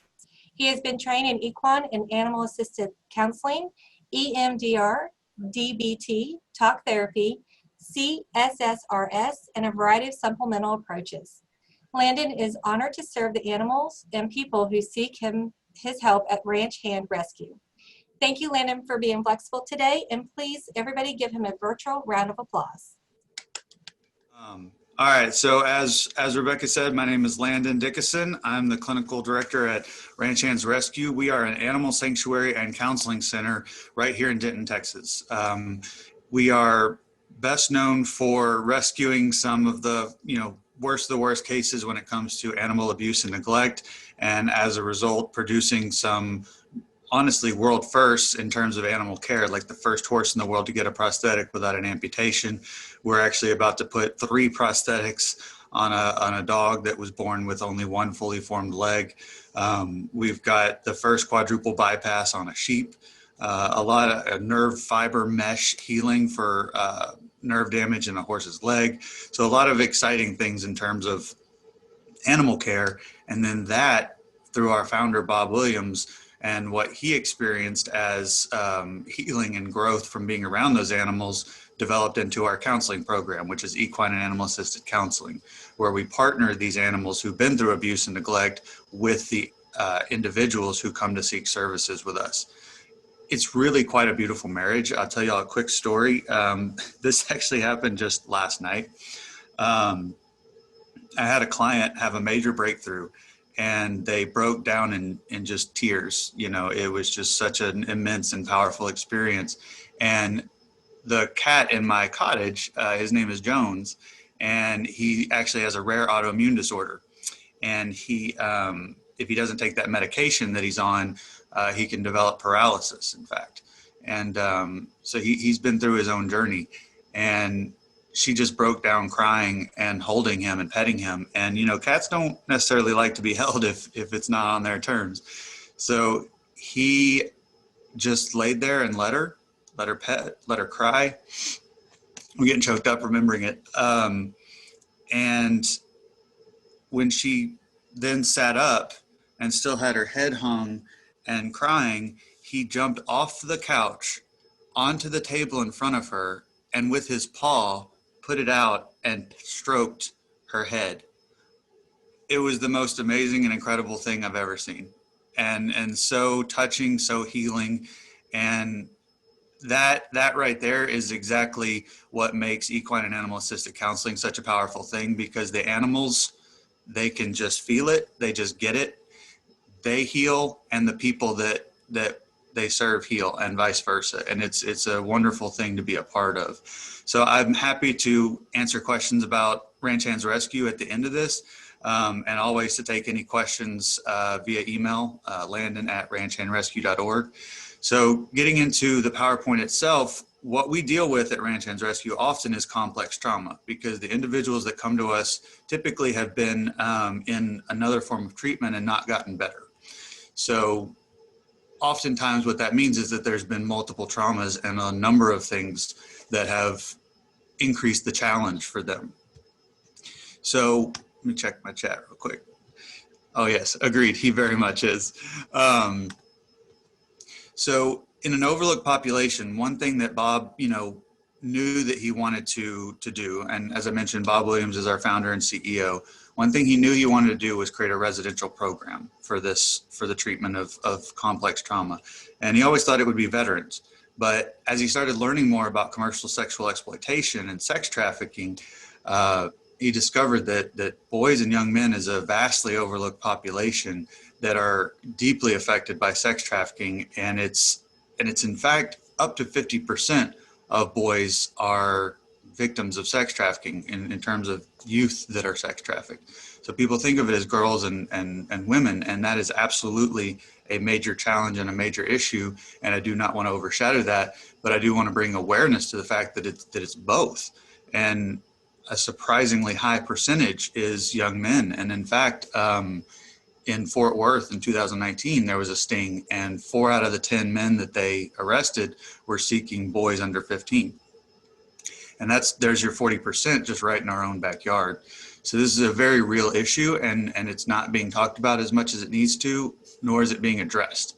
There's not one safe house in the country for young men 18 to 24, despite aging out of foster care being highest risk, LGBTQ being highest risk. There's a variety of factors that come to play where there's a real need for 18 to 24, and there's nowhere for them to go. We get 2 or 3 calls a week. So this is a very real issue and something that we're determined to tackle head on. And we will actually be opening Bob's House of Hope in just a couple of months. We are going through renovations right now. We'll have updates on our website and on social media. You can follow us on Facebook. And it's very exciting because the need is there, and we're going to be filling it. And we're going to have a long-term, like 2-year residential program for them through this safe house. So I want to start out by giving y'all the overview, but also the sense of hope, because that's what we're all about at Ranch Hands Rescue, is igniting hope for these populations. And so we're going to dig into some heavy stuff during this hour. So I want y'all to have that vision of hope as the backdrop. All right. So foundational definitions. I'm sure everybody here has a good understanding of trauma and has a trauma-informed background. But what I want to point out from this is that the key with trauma is really any experience that overwhelms safety and coping. And this is true for non-human animals too. We see this with the animals that come into our program. And we see the way that they are dealing with the stress of the traumas that they've experienced. Now, what happens over time when you have repeated traumas, again, over a period of time, often by multiple abusers or multiple experiences, you get this post-traumatic stress and the symptoms associated with it reinforced. And there's no correcting mechanism, if you will, over the course of that time. So where a single event trauma might be, something that a person can cope with or overcome on their own, especially if they have support from others, complex trauma becomes something that almost becomes a part of you in a sense. It can even be something that disrupts the normal flow of development. And that's where we get into things like developmental trauma, where it actively disrupts all the ways that you have come to know that you can be safe in the world, that you can cope and deal with life. I'm going to dig into that in a little more detail as we go along, but I want to set that up as the starting point based off these definitions so that we have a nice foundation to all work from as we think through the examples that I'll give. So how trauma affects people. As I would imagine everybody has probably heard of at one point or another, the Adverse Childhood Experiences Study. The ACEs study was an incredible breakthrough in terms of raising awareness and being the first to really draw a correlation between how trauma affects people long term. And so what I really want y'all to notice, not only from this list of effects of trauma and post-traumatic stress symptoms, but also as you look at that table there, recognizing that pyramid and the lifespan, think of it the same way that you do the Maslow's hierarchy of needs, which I'll mention more later as well. If at the core of things, at the core of your life experience is repeated traumas over and over, particularly in a chaotic environment or an environment that, thrives on chaos, which is often the product of intergenerational trauma, you develop ways of being that specifically are tailored to those traumatic events and surviving them. And whatever it takes to do that is kind of how you become who you are. And in the course of time, it gets harder and harder to separate, okay, what is the traumatic reaction? What is the traumatic effect from who am I as a person? Or how do I see myself in the world? How do I exist in the world? That identity piece gets very confused and muddled. So it's important to recognize that these are all the ways that trauma affects people, as I have listed here. And it can be more than that, but those are kind of the big core ones. It's also important to recognize that, trauma, it sends a message, right? Even if it's a weather condition, like a natural disaster or war or political, even if it's something far bigger than just you and your household or you and, someone close to you, it sends a message. And depending on what that message is that you take in, it can really have an impact on your identity, particularly if it starts from an early age. So this is kind of the foundation for trauma and our understanding of complex trauma and how this will build. One thing I do want to point out, in particular when it comes to commercially sex trafficked youth, is they have all these, okay? Every single one of these and more, all 4 more ACEs, that's a given. They're gonna have all that. And these numbers about how the suicide rates, the substance use, all of that, they're gonna meet those criteria, which means that if you're working with this population, you're going to have these cross challenges.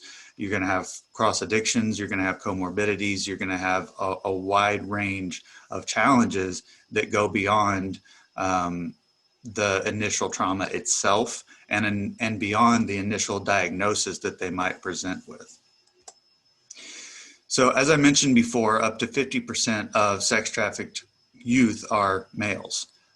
It's a very surprising statistic for a lot of people. It's not something that a lot of people recognize, but it's gaining awareness, and I'm very grateful for that because it's definitely needs to be addressed. And sex trafficking in general is just such a horrible, it's modern day slavery. When you call it what it is, it's the S word, it's slavery.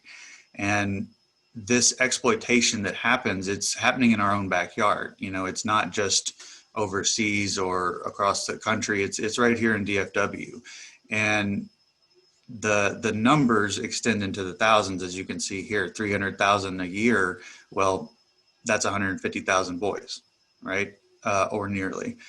The highest risk from, as I'm sure Tomi Grover has discussed, is LGBTQ youth, particularly transgender youth, runaways, and that includes people aging out of the foster care system. Minority populations are at incredibly high risk as well. And then if you have all of these pre-existing challenges like the 4 or more ACEs, well, that's just continuing to ratchet up your risk, because one, that exploitation and that abuse is something that you've come to know and understand as part of life. That's just the way things are, so to speak. And that's part of that message that I was referring to, that trauma sends a particular message. And if you start to internalize this message that that's just the way it is, or that's just what I deserve, that's just who I am, well, then it becomes that much easier or that much more likely for you to fall into an exploitative relationship with someone and with a trafficker, even if it starts out as something that you don't necessarily recognize as exploitative or as harmful to yourself. And that's what we're finding with a lot of these young men, is that they actually start out kind of exploiting themselves when they become teenagers. It's either through an online gaming portal or some sort of online website or an app where they kind of ease into it, start making some money and think, oh, this is easy money. This is a great way to get the stuff that I want. And then at some point it escalates. And by that point, it's really hard for them to see their way out of it. You get into things like trauma bonding, and you get into the difficulties of seeing your way out of something. And seeing a way out is part of why the risk of suicide is so much higher in this population, because at some point you don't see any other way out. And that's kind of, in their mind, the ultimate way out. And so it's important that we recognize not only the risk factors, but also to challenge our own notions and expectations and say, okay, I'm seeing these symptoms presented in this young man. Maybe sex trafficking is part of that. Maybe there is an element of that I just need to start asking some questions like I would with someone else, because maybe that is a piece of this. So that last point is about challenging our assumptions, the idea that a buyer is looking for a female or that men cannot be raped. It's actually, I think, up to 35% of traffickers are female.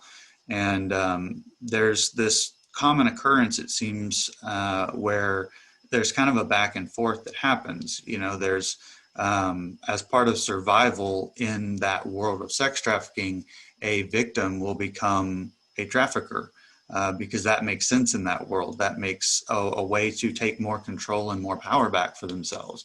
And that is often something you can see with the young men who get caught up, is that they you know, if it started on the streets rather than online, especially, they started as someone who was a victim a lot of times, as someone who was sexually abused, and then they see that as a way to get their power back, as a way to make sense of their world and regain a sense of power and control, which is the very thing that's taken away when you experience trauma, right? You lose power, control, autonomy. Those are all stripped from you. And so it becomes incredibly important to find a way to get those back, right? So as we continue to look at this and think about it from a different perspective, perhaps, I've mentioned some of these points before. I do want to highlight this increased risk. And one piece that I didn't mention before, but that I think is incredibly important to touch on, is the criminal behavior piece of it. As I mentioned, it makes sense in that worldview to participate in those systems, the criminal systems. That is a way to survive. It's a way to maintain power and control. It's a way to honestly just get what you want, because you can't see another way of getting it. And because also there's a lack of, well, I just don't care, right? Because it's given what you've been through, you don't really care as much about stealing something from a store. And the point there is that a lot of these young people are going to be encountered through law enforcement.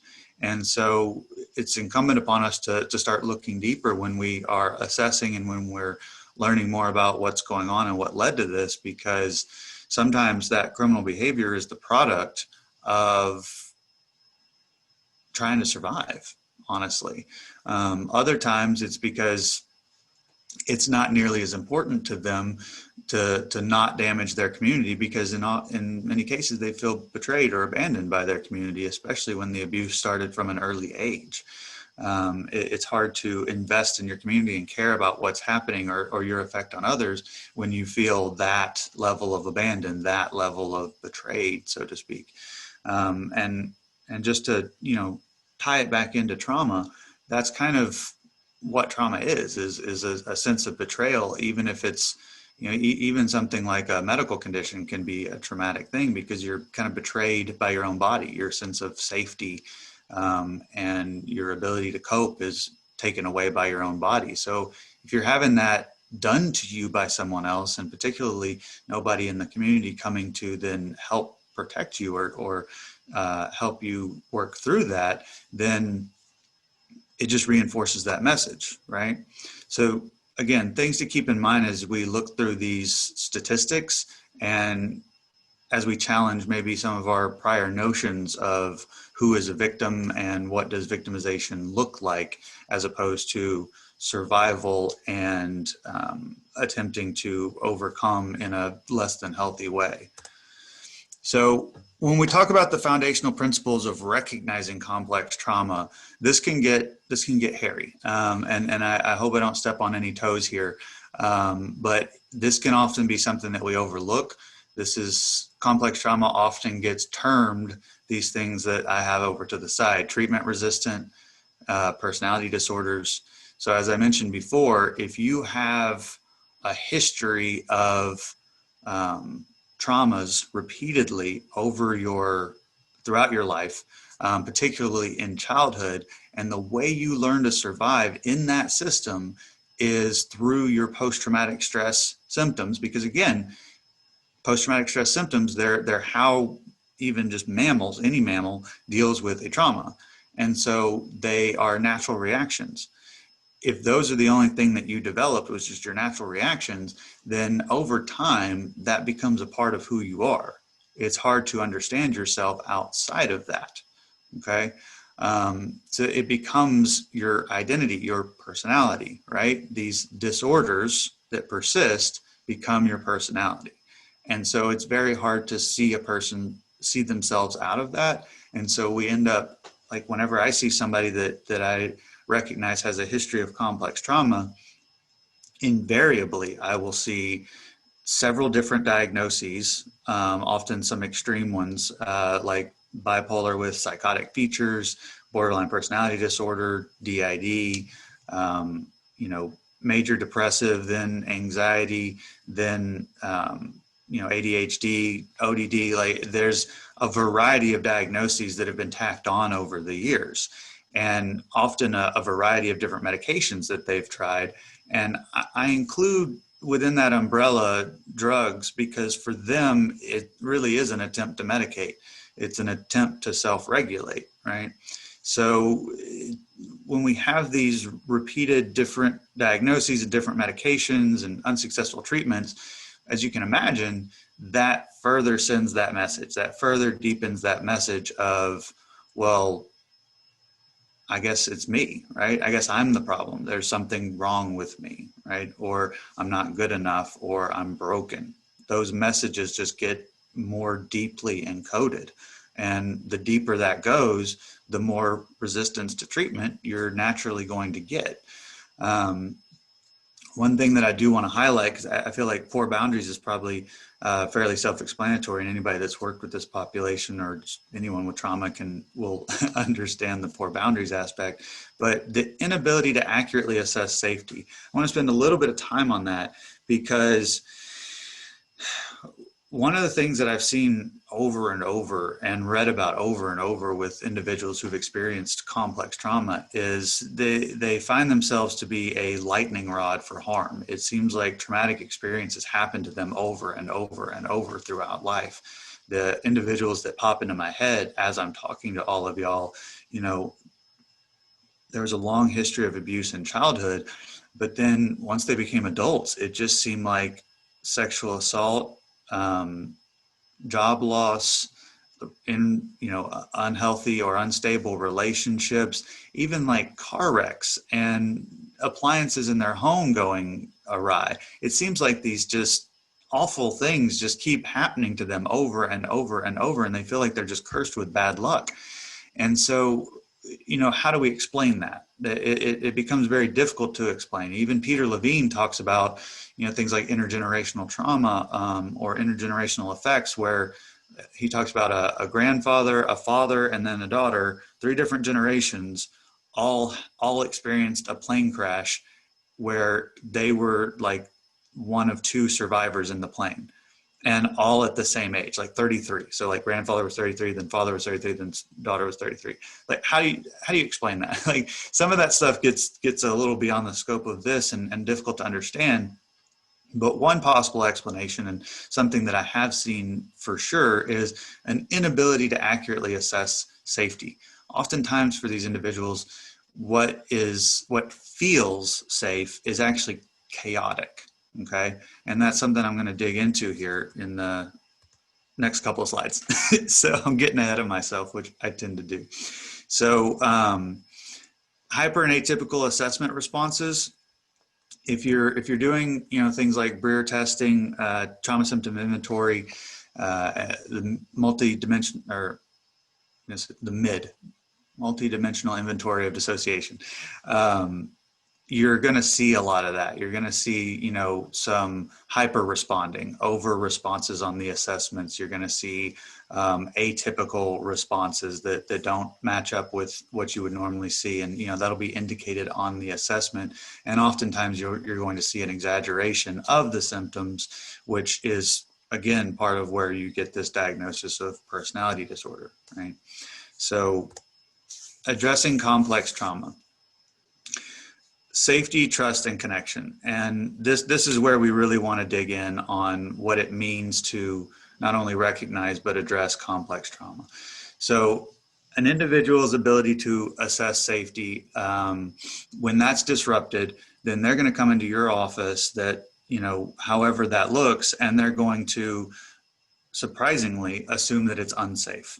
Instead of seeing it as safe and comfortable and a place that they can be okay, they're actually going to assess that as a danger zone, as a place that is potentially harmful. In fact, being calm is, at first at least, perceived as a threat. And you just have to imagine that there has probably been a history of someone saying, "You're safe, I'm going to take care of you, you're okay," and then totally betraying that, like viciously, violently betraying that. And so you being there, sitting calm and collected in your office in this, what you know to be a safe space, is not going to feel safe to them, especially at first. And if they don't feel safe, they can't trust. And if they can't trust you, they can't connect with you. And there is no healing without connection, right? And that's why I have this picture here of me and Tadoka. Tadoka, actually, we lost Moon Dancer in November. He was a 35-year-old donkey, and donkeys don't usually live to 35. So he had a very long, good life. He's a 5-time cancer survivor, but Tadoka here was his best friend. They were brothers, essentially. And it was very difficult on Tadoka to have that loss. That was a traumatic loss for him. And so what we've done in the interim is made sure he's taken care of for, so he's safe. We work on the trust and maintaining the trust that we have. And through that trust, we have a connection, and he and I have a connection, and that's what helps him heal. That's what helps him work through the grief, and me as well, right? But if those prior elements aren't in place, then the connection and the healing can't happen. So in order to make that a possibility, you really have to focus on stability, right? And stability means more than just being a safe person or, providing. Like, it has to be consistent and repeated over time. So safety is something I'm going to talk about a lot, because safety is incredibly important, because that's what's taken away in trauma. That's what's disrupted. That's what's been destroyed, essentially. And so if we're going to help these individuals heal, we have to help them realign to what is safe, right? What it means to be safe and stable, so that they can learn to trust and connect once again. So that may include things like referring to medical, because you have to take care of your medical needs. It may be a matter of, and in many cases is, psychoeducation and understanding the adaptive response and talking them through all these different elements, which means making sure that we understand it ourselves and that we're modeling that for them regularly, that we're modeling them for that every time we interact, right? And ensuring that those elements of safety are present all the time. This also involves things like destigmatizing trauma and the effect that it has on people. It means normalizing their experience, finding a way to relate to what they've been through, even if it's just the feeling, if not the experience itself. And that involves some work on our part, because, as clinicians, we have to really be self-aware and introspective about our own process and what we've been through, as well as what's coming up for us in the course of treatment, right? In the course of how their responses have an impact on us, because they will.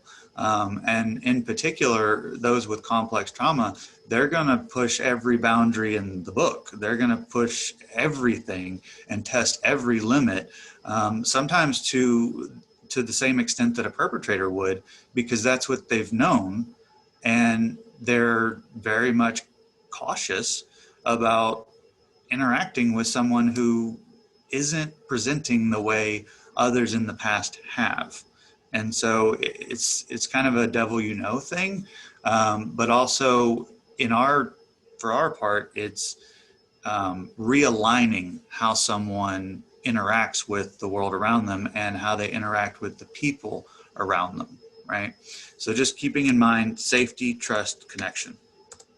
All right, so here's to me one of the real keys to everything I'm talking about today, and that I've already alluded to in previous slides. We are wired to adapt. We are social creatures, but we are survival creatures. And what that means is, no matter what the circumstance is, we will make a fit, even if that means by modification. In many cases, that means tools, right? That's part of what makes us as a species so successful, is because we can adapt to nearly any environment, even some of the most extreme, because of our big brains, right? We have the ability to make choices and add in ways of coping, even if that means building a spaceship, right, in order to cope with unusual or extreme circumstances. That can only happen effectively if you're in an environment that is safe and stable, okay? If you're in an environment that is not safe and stable or does not teach you how to take care of the basics of yourself, then you're going to, as a natural progression of trying to adapt to an unnatural situation, you will develop maladaptive coping strategies. And that's part of why I want us to look at it from a lens of adaptation, is because it's important, I think, for therapists and service providers and really all people to recognize that given the intense circumstances that these individuals experience, if we were thrust into that, especially from a young age, we are very much capable of developing some of the same maladaptive coping strategies, maladaptive living skills that they do. It is very much within the realm that we would be, that we would fall into those same traps. And recognizing that, I think, helps us go to that depth with that person and sit in the pain with them, but still walk back out. Right, because that's part of what empathy means, especially as a counselor or a service provider, is being able to feel what somebody else feels, but not get lost in it, not get stuck in it, which is admittedly something very challenging when you're dealing with complex trauma. So being able to see that perspective and then walk back through it from that place of maladaptive to that place of adaptive, and holding that ground, kind of in EMDR, you know, we talk about 1 foot in the past, 1 foot in the present. It's the same with walking someone through to an adaptive response to their environment. You kind of have to be willing to put 1 foot in the maladaptive to understand it, to understand where it's coming from, in order to then walk them out to the adaptive. So I give you a really good example of that, and this is often a challenging, a challenge skill that I use in counseling. When somebody is doing something that's incredibly harmful to themselves, particularly like physical self-harm, or thoughts of killing someone else, thoughts of killing themselves, those are the kind of things that even those who are in the midst of it do not see how it could possibly be beneficial to them, like why that's a good thing to do. But that's my challenge to them, is how does this benefit you? How does this actually help you? As weird and warped as that may seem, that's where it has to start, because what they inevitably will come to see is that skill, as it is, it's an adaptive skill, however painful, however challenging it is, however destructive it is, it at one point in time served a purpose. It at one point in time solved a problem that they could not find another solution to, or a more healthy and productive solution to. And oftentimes at the base of that, especially for complex trauma, is the simplest thing of all, the ability to self-soothe, the ability to take care of our own body and our own body's needs, especially when we're stressed out. They don't learn how to do that. In fact, when they try to do that as children, they're often punished for it. Human beings have a natural, we have a natural dislike of hearing a baby crying, because that's meant to mobilize us to go take care of the child. But in traumatic environments, complex trauma environments, that's often punished or even completely neglected. And a really stark example of that is the Romanian orphanages, many years ago, where rescuers went in and found that there was rows of babies in these, in their little beds that were not crying. They were starving. They were dehydrated. They had soiled themselves, but they weren't making any sound. And it's because they were so neglected that they had learned that crying doesn't do anything. It doesn't help. And so that natural process of self-soothing gets completely disrupted and in fact punished. And so you learn different ways. And if some of these ways are already going on in the home, or you see it around you, well, then you're that much more likely to start engaging in it, because you see it as an option, right? You see it as a way to take care of yourself. And so what I really want all of us to recognize here is that even some of the most destructive behaviors that a person can present with are still just attempts to adapt and survive. It's just they're trying to do that in an environment that is horribly disruptive and dysregulated. So this just is meant to kind of tie it in as a self-concept, as I alluded to previously. So if we're social beings that are wired to adapt and survive, then our self-concept, who we are as a person, is directly tied to that. That is inextricable from who we are as we develop this over time in these networks. Our brain is built off of an associative network, right? So if I say duck, each one of you had something pop in your head, whether it was an image or the word or the sound, whatever, something related to a duck, something associated with a duck, right? That's how the brain works on the most, primitive level, if you will, the most basic level, it's associations. And so as you experience things, you associate back to other experiences, and that's how people learn, right?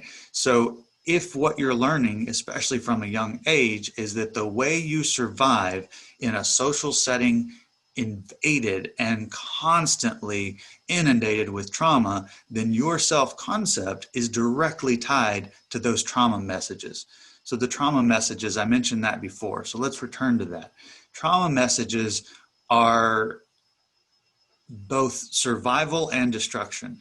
So in the event of, let's say, a tornado, you might have the message to yourself, even if it's not conscious, I'm helpless against this tornado. There's nothing I can do to stop this. Okay, well, that actually should motivate you to then go somewhere to keep yourself safe, right? Like in a basement or in the bathroom with the mattress over, whatever that is, that's a good thing. That's survival. But if you're in an environment where, your parent is sexually and physically abusing you regularly, then that feeling of helplessness, you have no escape from. And the person that actually is supposed to be helping you soothe after something awful is the one causing the harm. Well, now you're stuck and you've got to come up with an answer for the helplessness. You've got to come up with, okay, what does that mean? And in a child's brain, especially since the parent is supposed to be the caretaker or the guardian is meant to be the caretaker, whoever that is, you then develop ideas about the self, because that's the easiest explanation when you've tried everything else. Because I guarantee you, the children will have tried everything else, from crying to peacemaking to, peace offerings to running away. They're going to try everything at one point or another. But then the simplest answer becomes, it must be me. I'm worthless. I'm bad. I'm powerless. There's nothing I can do. I'm not good enough. Those are the messages. Those are the self-concepts that get internalized when you're living in repeated traumas. So if you think about the personality disorders and the self-concept that's at the core of all of those, it's a combination of fear and shame, and they are fear and shame-based messages. And those fear and shame-based messages are exactly the root of the trauma that we have to get through, and not only work through those traumatic experiences themselves and reprocess those, but more importantly, for long-term post-traumatic growth and recovery, we have to reprocess those messages. Those self-concepts have to be internalized. And that's where congruence comes in. And congruence, according to Carl Rogers, is a true to fit. It is a feeling inside of ourselves where everything matches up. And the way that I've come to understand it, especially through this kind of adaptive model, is your thoughts, your emotions, and your body sensations all have to line up. Well, the problem with that is that you can develop a destructive congruence. And that's what happens here with these trauma messages. You have this thought that I'm powerless, then your feeling is depressed or sad or upset or hurt. And then your body sensations are decreased heart rate, decreased lung capacity, right? You may have physical pains, you may have numbness or fatigue. All of those actually match up, right? They're all congruent, but that's a destructive congruence. And so this is another area where that felt safety that I mentioned before comes into play. This destructive congruence feels safe, right? It feels right. It feels like the truth. So I am powerless, I am worthless, feels true. And in those instances, things like positive cognitions, positive reframes can actually be destructive in some instances because people aren't going to believe it. People don't think that that's true. They don't think that they deserve that, or that that's who they are, or that that's possibly a real thing. And so as a result, you get this destructive congruence that perpetuates itself across multiple experiences. So you have to introduce doubt into that and then start moving them towards a constructive congruence, or an adaptive congruence, which would be something like, I am good, or I am worthy, and then actually feeling good about that, and then having body sensations that go with that, like a warmth in the chest and a lightness and energy, and the things that are meant to, from a healthy perspective, all fit together. Okay. So in the course of thinking through this, I was trying to think, like, what are some common mistakes that I've made and that I've seen others make in recognizing and then treating complex trauma. The number one is taking safety for granted or not assessing stability. So what that really means is, I would take for granted, especially early on, I would take for granted, well, of course, this environment's safe, right? Like there's all four walls and a ceiling. I've got water provided. I've got food for you. I'm sitting over here away from you. I'm giving you space. I'm remaining calm throughout the whole thing. I'm, everything I can do to make sure that safety is there. I'm just already doing it. I'm taking that for granted, but not recognizing that to that person, I'm actually sending a somewhat threatening message. And that's okay. I don't need to change who I am or what I'm doing to match what they're feeling. That would actually be problematic to do that. But what I do need to do is be aware of that and call attention to it, and actively talk about what safety is, how safety works, and what it means to be safe and stable consistently over time. So after safety is established, and you're going to revisit safety numerous times, it's then about this destigmatizing, right? And taking the stigma out of things like personality disorders, out of trauma, out of, male, female victimization, and just recognizing these common cores, these common threads that run through it for everyone. So treatment failures, taking treatment failures personally, that's something I've talked to a number of my clinician friends about, is that, when a client's not making progress, especially early on in our development, we tend to take that kind of personally, like, what am I doing wrong? Or am I not good enough? That's where we need to do our own work and not take it personally, and recognize this is their journey. They're doing as much and really more of the work than we are. We're there as a guide and as an assist. And one of the ways that that's important, like to expand on, is the next part, which is the scope of the role.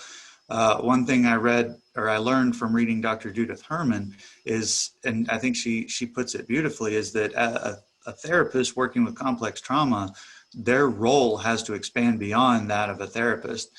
You maintain those professional boundaries, but within those professional boundaries, you're effectively becoming a coach, a mentor, a surrogate parent, a model for how people treat each other, right? For how relationships can and should go. And that's why maintaining those boundaries are so important. Despite whatever comes up, you have to stick to those boundaries, because that's what keeps the environment safe for both you and the client. And then that's also what reinforces the new messages, the healthy messages for that client, right? But that does mean being comfortable stepping out of therapist role, so to speak, and doing some coaching, doing some advising at times, even helping direct them to safety. A little bit of case management, getting them connected to other services as well in the course of it, because the more people you can get them connected to, the better. But there's going to be a lot of resistance to that early on. And so you may have to take on some of those roles to help teach them how to expand their social support network, right? So poor boundary navigation, It's a tough one, but the truth of the matter is that the most common ethical violation in therapy is, other than like paperwork and missed documentation, is sexual misconduct, relationships with clients. And this is very, very true with complex trauma, in particular because their inability to accurately assess safety, their difficulty with interpersonal connection and assessing for individuals being safe or not, being healthy or not, results in ease of exploitation. Honestly, somebody with complex trauma is incredibly ripe for exploitation, which, by the way, is part of how many of these individuals end up being part of commercial sexual exploitation, is because they aren't particularly good, because of the environment they've been in, at assessing who is safe and who isn't, and what is a proper boundary and what isn't. Many of especially one of my clients I can think of, and a couple others, they're very forward about their sexuality because that's how they think they're supposed to connect. And so this is another area where the animals come in handy for us, because there isn't that expectation or that, belief that there's a hidden agenda for sex with the animal. And so they're able to learn how to have healthy intimacy and connection without that sexual component. And this is where, again, the boundaries become so important, but also repeating safety, repeating the destigmatizing, repeating this idea that you are more than your trauma, you are more than these trauma messages. And this is how we create safety. This is how we build trust. This is how we connect in a healthy and appropriately intimate way. And that requires a lot of work and a lot of mindfulness on the part of the therapist over the course of treatment. And we've already touched on the last one, so I won't revisit that. Safety and stability. So as I mentioned before, chaos feels safe and stable to someone who's been through repeated complex traumas. So it's important to keep in mind that that is part of what's happening here with safety and stability. They have a hard time, a lot of people with complex trauma have a hard time recognizing safety, have a hard time maintaining stability. So it's important that we're helping assess that for them and teaching them how to do that, right? So this is the Maslow's hierarchy of needs, right, that I mentioned before. And this is so incredibly accurate and true, especially when it comes to treating complex trauma.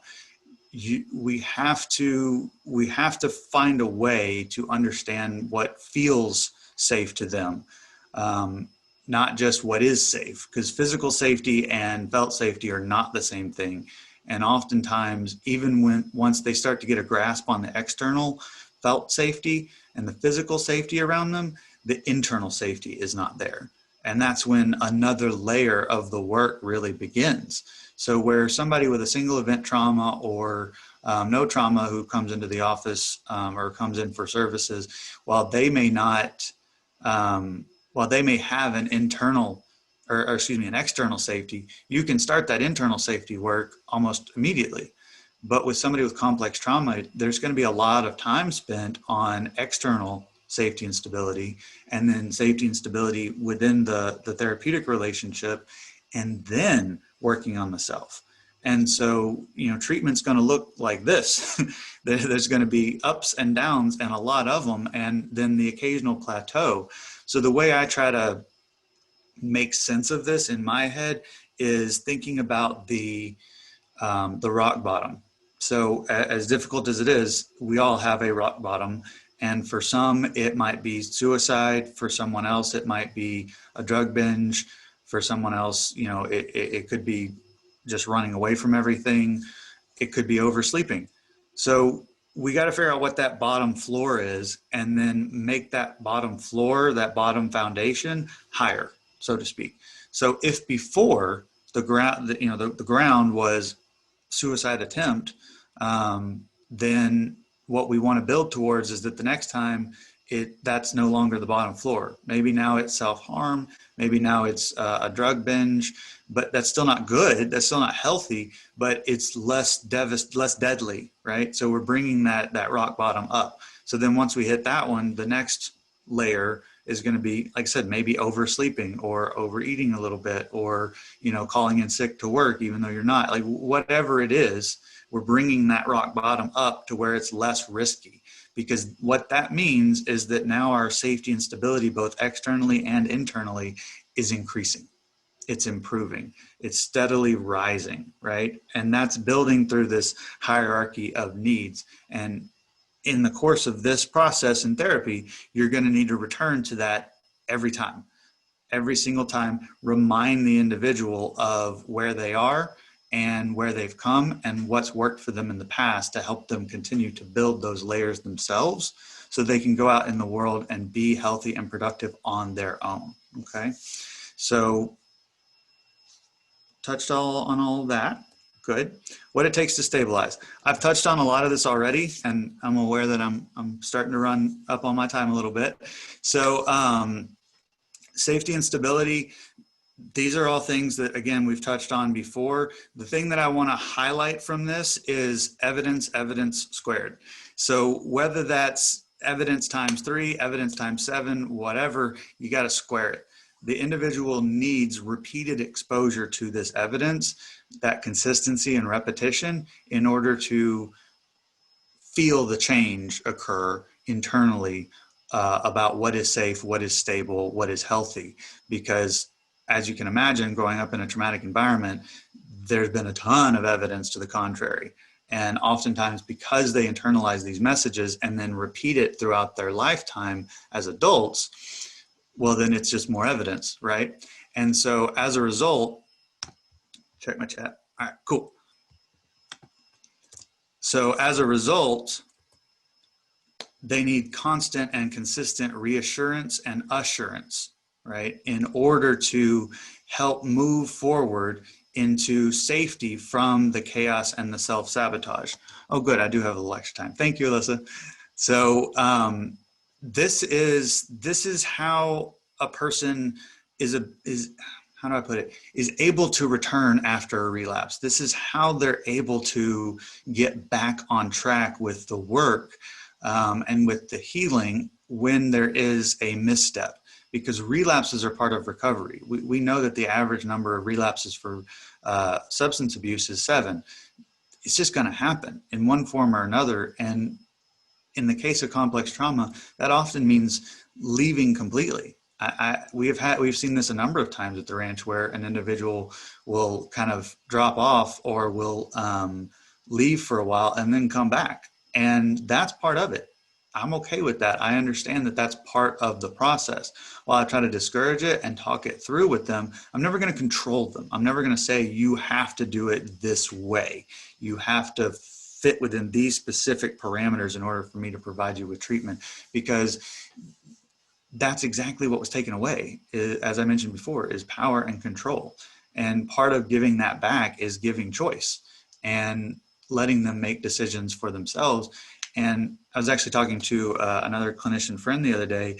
This control thing is a big deal, because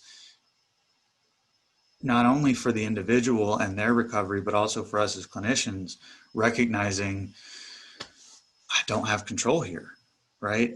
One of the most heartbreaking things that we can deal with is knowing that when somebody leaves our office, they're going right back into a traumatic, dysfunctional, destructive environment, and there's nothing we can do about that.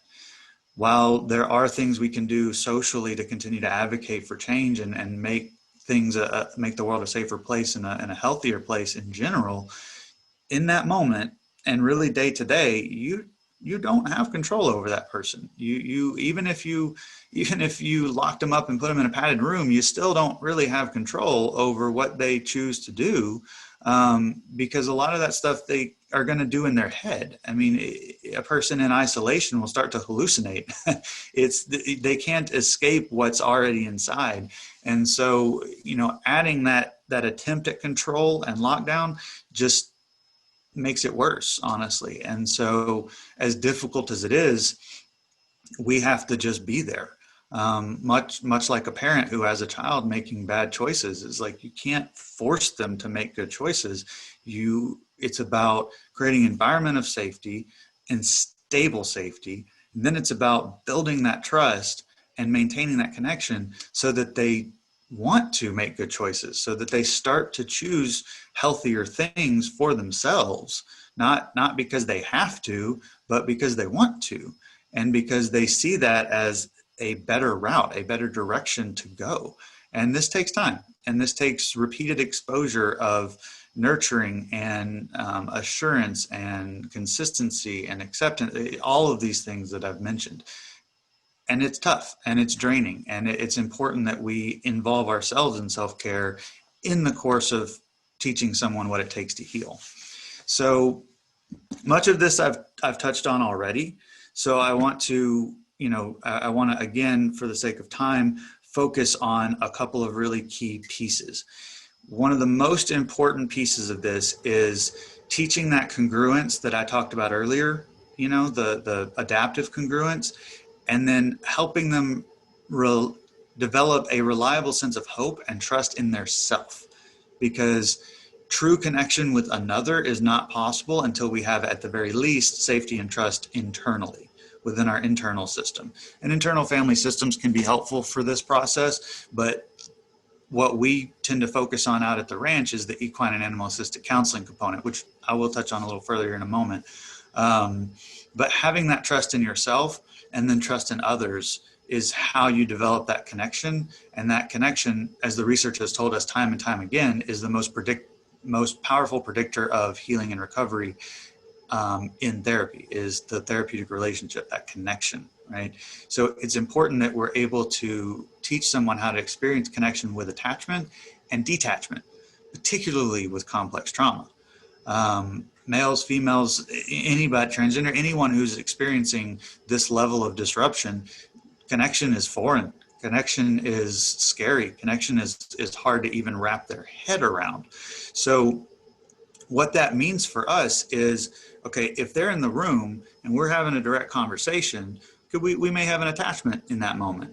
And hopefully we have a connection as well. You know it when you feel it, you know it when it's there. So hopefully you have the connection and the attachment. But what we often see is once that connection is formed, and then they leave, the detachment is hard. That's when you start seeing things like inappropriate boundary crossings. You get calls in the middle of the night. You get them reaching out for everything that they're struggling with, trying to schedule impromptu sessions, having sessions go over their allotted time. Any number of boundary crossings you can think of really start to ramp up, because now they found somebody who's safe and they can connect with what they've always been looking for, and they're going to put them on a pedestal. And they're going to assume and give them a lot of responsibility that they don't necessarily warrant or deserve, because we're all just people, but can also be destructive, especially if the therapist isn't attuned to it, isn't aware of that those attempts and what that means, so that we don't become the rescuer, right? So we don't fall into that trap as well, because that again can actually be destructive.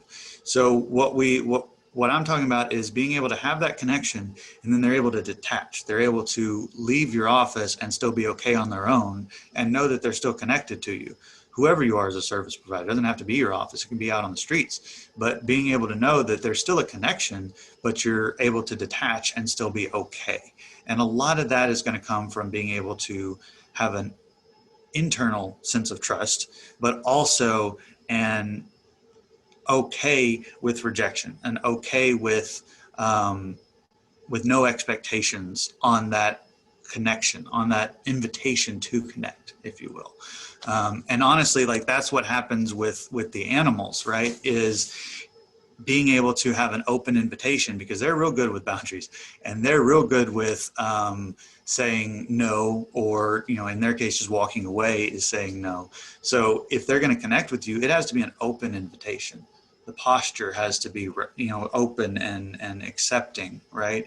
And you have to do a lot of introspection on my self-regulation, on how I'm presenting to this person or how I'm presenting to this animal, right? Like there's this internal process where I'm safe within myself, I'm okay, and then that exudes out from me, right? And so this is where things like being honest, So I mentioned don't use cliches and say, I don't know is good to say. This is where being honest with yourself becomes so important, and being able to be vulnerable and model that vulnerability for the other person while taking care of yourself, while keeping yourself externally and internally safe. And part of that means appropriate self-disclosure. That means talking about your own struggles in relation to what it is, but always keeping in mind that it's about them and it's about what's going to be helpful for them, not about you or your process or something you're working on, but more just, hey, you know, I understand to the extent that you can, but also admitting when you can't, because there's some experiences they've had that you're just not going to get. There's no way that you can, and just be honest about it, right? And just be open to hearing what they have to say and just allowing them to express whatever it is and siding with the emotion, if not the thoughts, right? Or if not the behaviors, you're still siding with how they're feeling. It's okay to be afraid, both for you and for the client. When it comes to dealing with complex trauma, fear is going to be a part of it.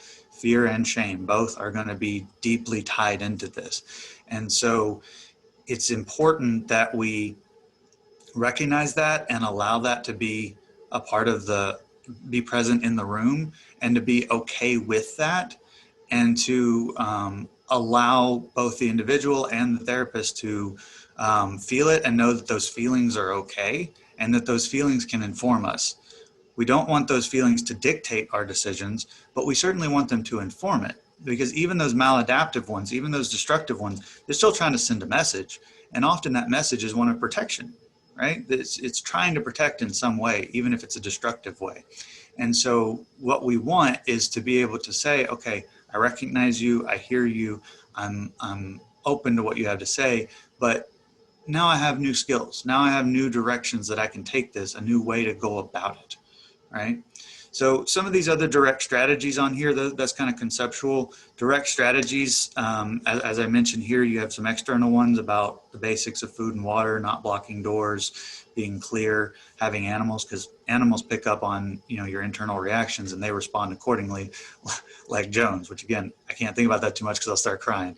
It's just a beautiful thing. And I could tell you stories for hours about how I've seen the animals and the clients connect like that. And it's incredible. So if you can do animals, definitely do animals, have animals involved.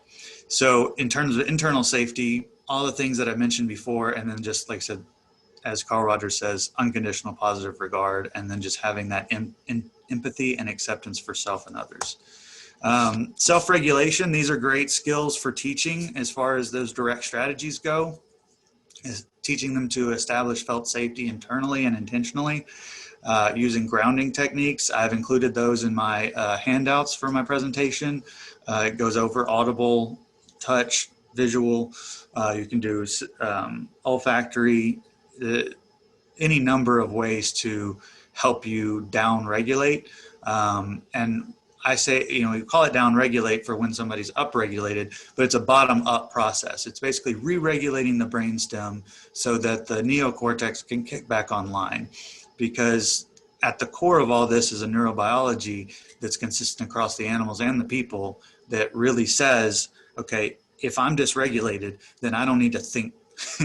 I need to let go of thoughts and focus on just actions. And so being able to calm that brainstem and let the limbic system, the emotion brain, and then the neocortex kick back online and process through the experience, that's what's going to be needed for somebody to feel safe internally and to heal.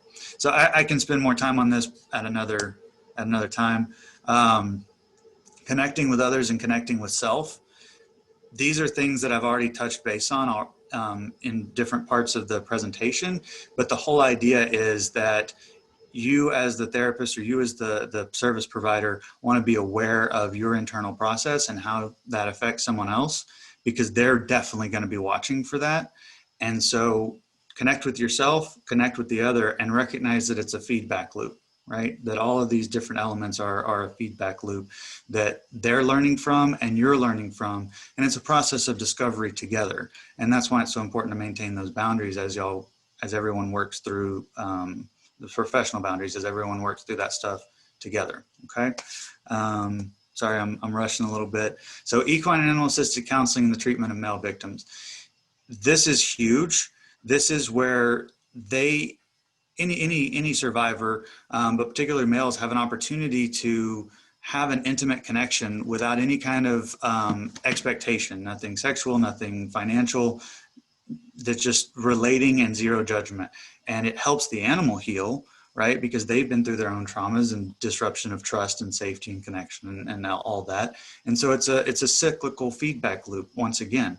And once you involve the therapist, you have it kind of a three-way, and it becomes a great model for moving out into the world. And that's part of what we'll do at Bob's House of Hope, is continue the equine and animal assisted counseling program while also bringing in all these other elements that are necessary for healing and recovery and long-term taking care of self. Because at the end of the day, we want to work ourselves out of a job so that they can go on and live a happy, productive life all on their own without us.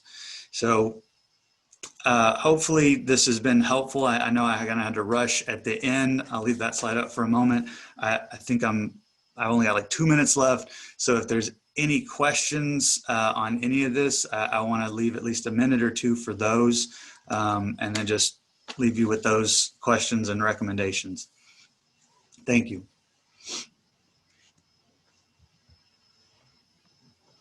I have a question. Yes, sir. Yes. Can you tell me the definition of a youth transgender? Sure. So a transgender individual is anybody who's going through the process of transitioning from male to female or female to male. And youth transgender, they're often in that either questioning or the process of discovery. So I actually was just talking to Dr. Lee Kinsey yesterday, who has developed an expertise working with youth who are transgender. And, you know, that's a big part of the struggle for them, is working through the identity that they have, working through the self-concept and attempting to decide, you know, who am I, both from a male perspective, female perspective, a fluid perspective, and get a grounded sense of self. And that can be a real challenge in the course of you know, the already tumultuous time of adolescence and self-discovery. Shouldn't that be more into the gender of dysphoria? That's a old way of looking at it, and that is one way that people have codified it and tried to make sense of it in the past.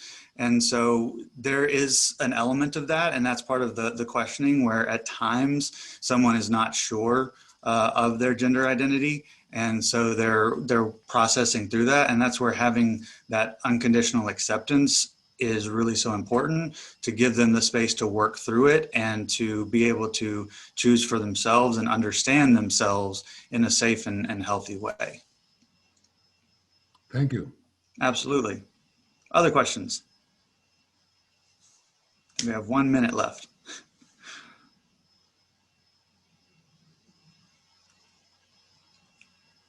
Absolutely, you're welcome, Shelby and Linda. And as y'all saw, I guess one last thing here on the slide is references. This is where I pulled my information. And so I definitely recommend picking up anything by Viktor Frankl, Irvin Yalom, Janina Fisher, Dr. Judith Herman, Bessel van der Kolk. All those people are definitely ones that you want to read their materials. I highly recommend Trauma and Recovery, and then The Body Keeps the Score. Those two, if you want to work with this population, you kind of have to read, in my opinion. And then, of course, what is it? An Open Letter to New Generation of Therapists. It's the Irvin Yalom book. So definitely check those out, and take care of yourselves. This is a tough population. This is tough stuff to hear and to listen to and to be a part of. So please take care of yourselves in the process of helping others. Thank you. Thank you, Landon, for sharing that valuable information. And just like Landon said, we're going to take care of ourselves and take a 10-minute break, and we'll come back at 11:50. Welcome back, everyone. If you've turned off your video for the break, please feel free to turn it back on now.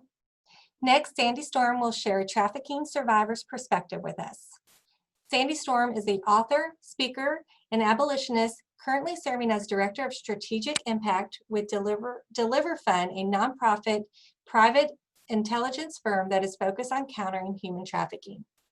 Through target-centric methodologies, deliver fund analysis pulled from their training, resources and experience in special operations, and working with the CIA to train, equip, and advise local law enforcement to hunt, arrest, and prosecute traffickers and rescue the victims of this horrific crime.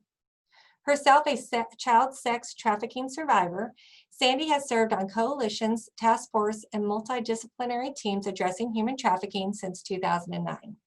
She is a trusted advisor and trainer for law enforcement, medical and educational professionals, service providers, and concerned citizens, addressing groups ranging in size from 5 to over 5,000.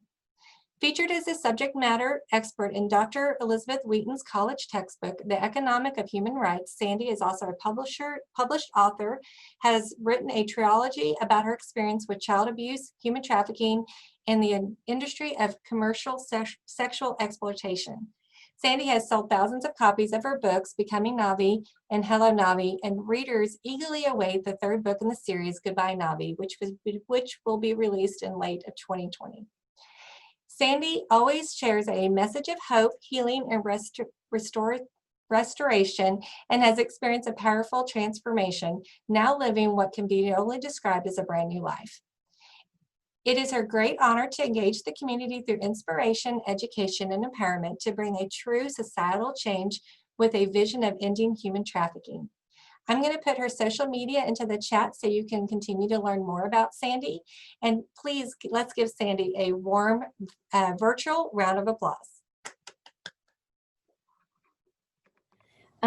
As you heard in my bio, and I don't even know if anybody's asleep right now or if y'all have all gotten up and went to your refrigerators.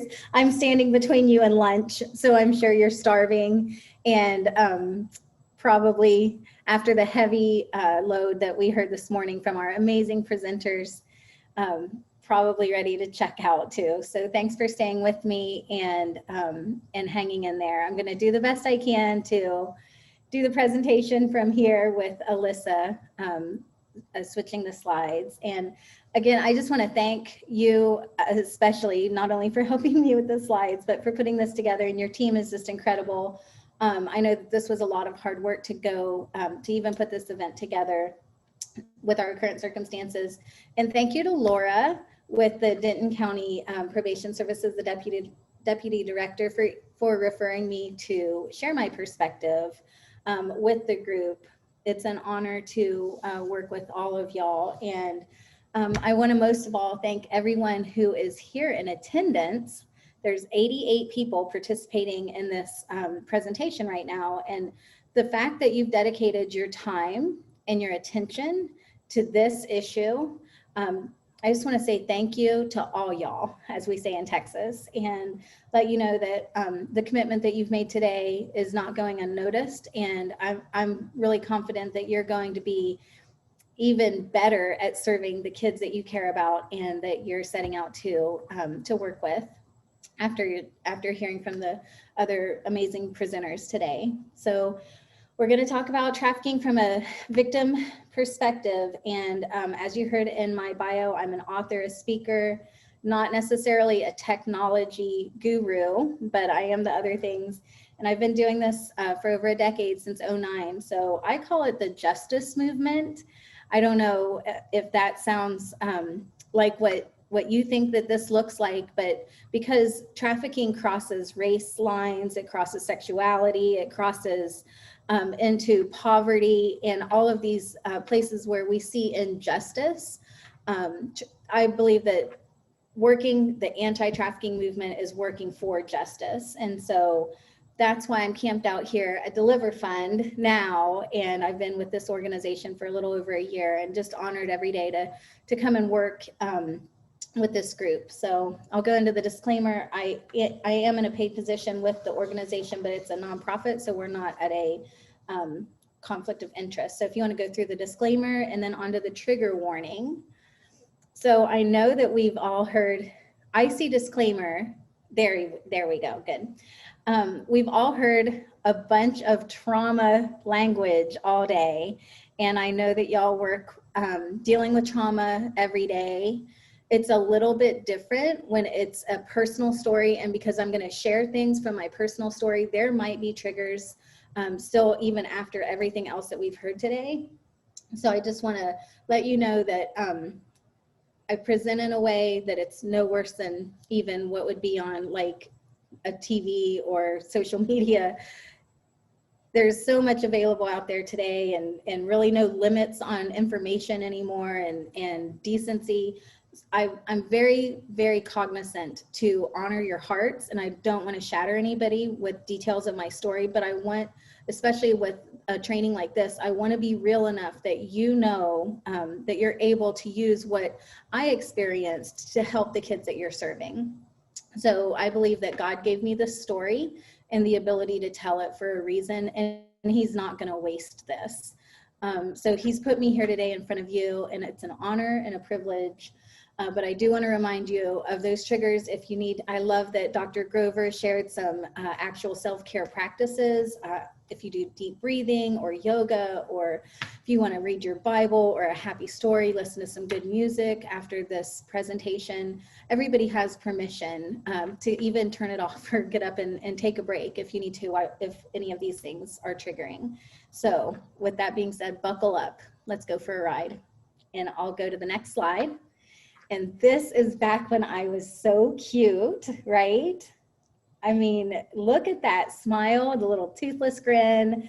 My ears have always been big and stuck out of my side of my head. I don't know why. I've never been able to deal with that. But this is when I was 6 years old. So I was born to a high school dropout mom and a dad who was violent and had mental illness. And they were both unstable. They were addicted to drugs, and there was a lot of struggle throughout my life at a young age. And you know, that dress that I'm wearing in this picture, I can remember that dress. I felt so special when I put that on. My grandma handmade that dress, and I remember the lace, I remember the little heart buttons on it, and how sweet it felt to me that she was making me clothes. But it wasn't, I mean, she did love me, and she was trying to do things to bless me, but she had to make our clothes because we were poor. So my clothes were handmade by my grandma because we were in abject poverty. My father actually succumbed to mental illness and died by suicide when I was 5 years old. That left my mom a widow, and my sister and I as fatherless children or orphans, and we were in abject poverty. So there was a rich businessman who came in as a hero, and he took us up out of our poverty-ridden situation and moved us 1,500 miles away to another city, far away from the safety net of our family. And that's where sexual abuse started. That's where grooming started, pornography started. And I was trained to mimic what I saw in the porn for him and his friends. So my normal at 6 years old was anything but normal. My normal from 6, 7, 8, through these years of being groomed and trafficked, familial trafficking in my home was very, very different from a normal child's experiences. And I know that this sounds really tragic, and it was, but because I was constantly seeking adult attention, I was constantly seeking that adult approval, I got accepted into a special program at school for gifted and talented students.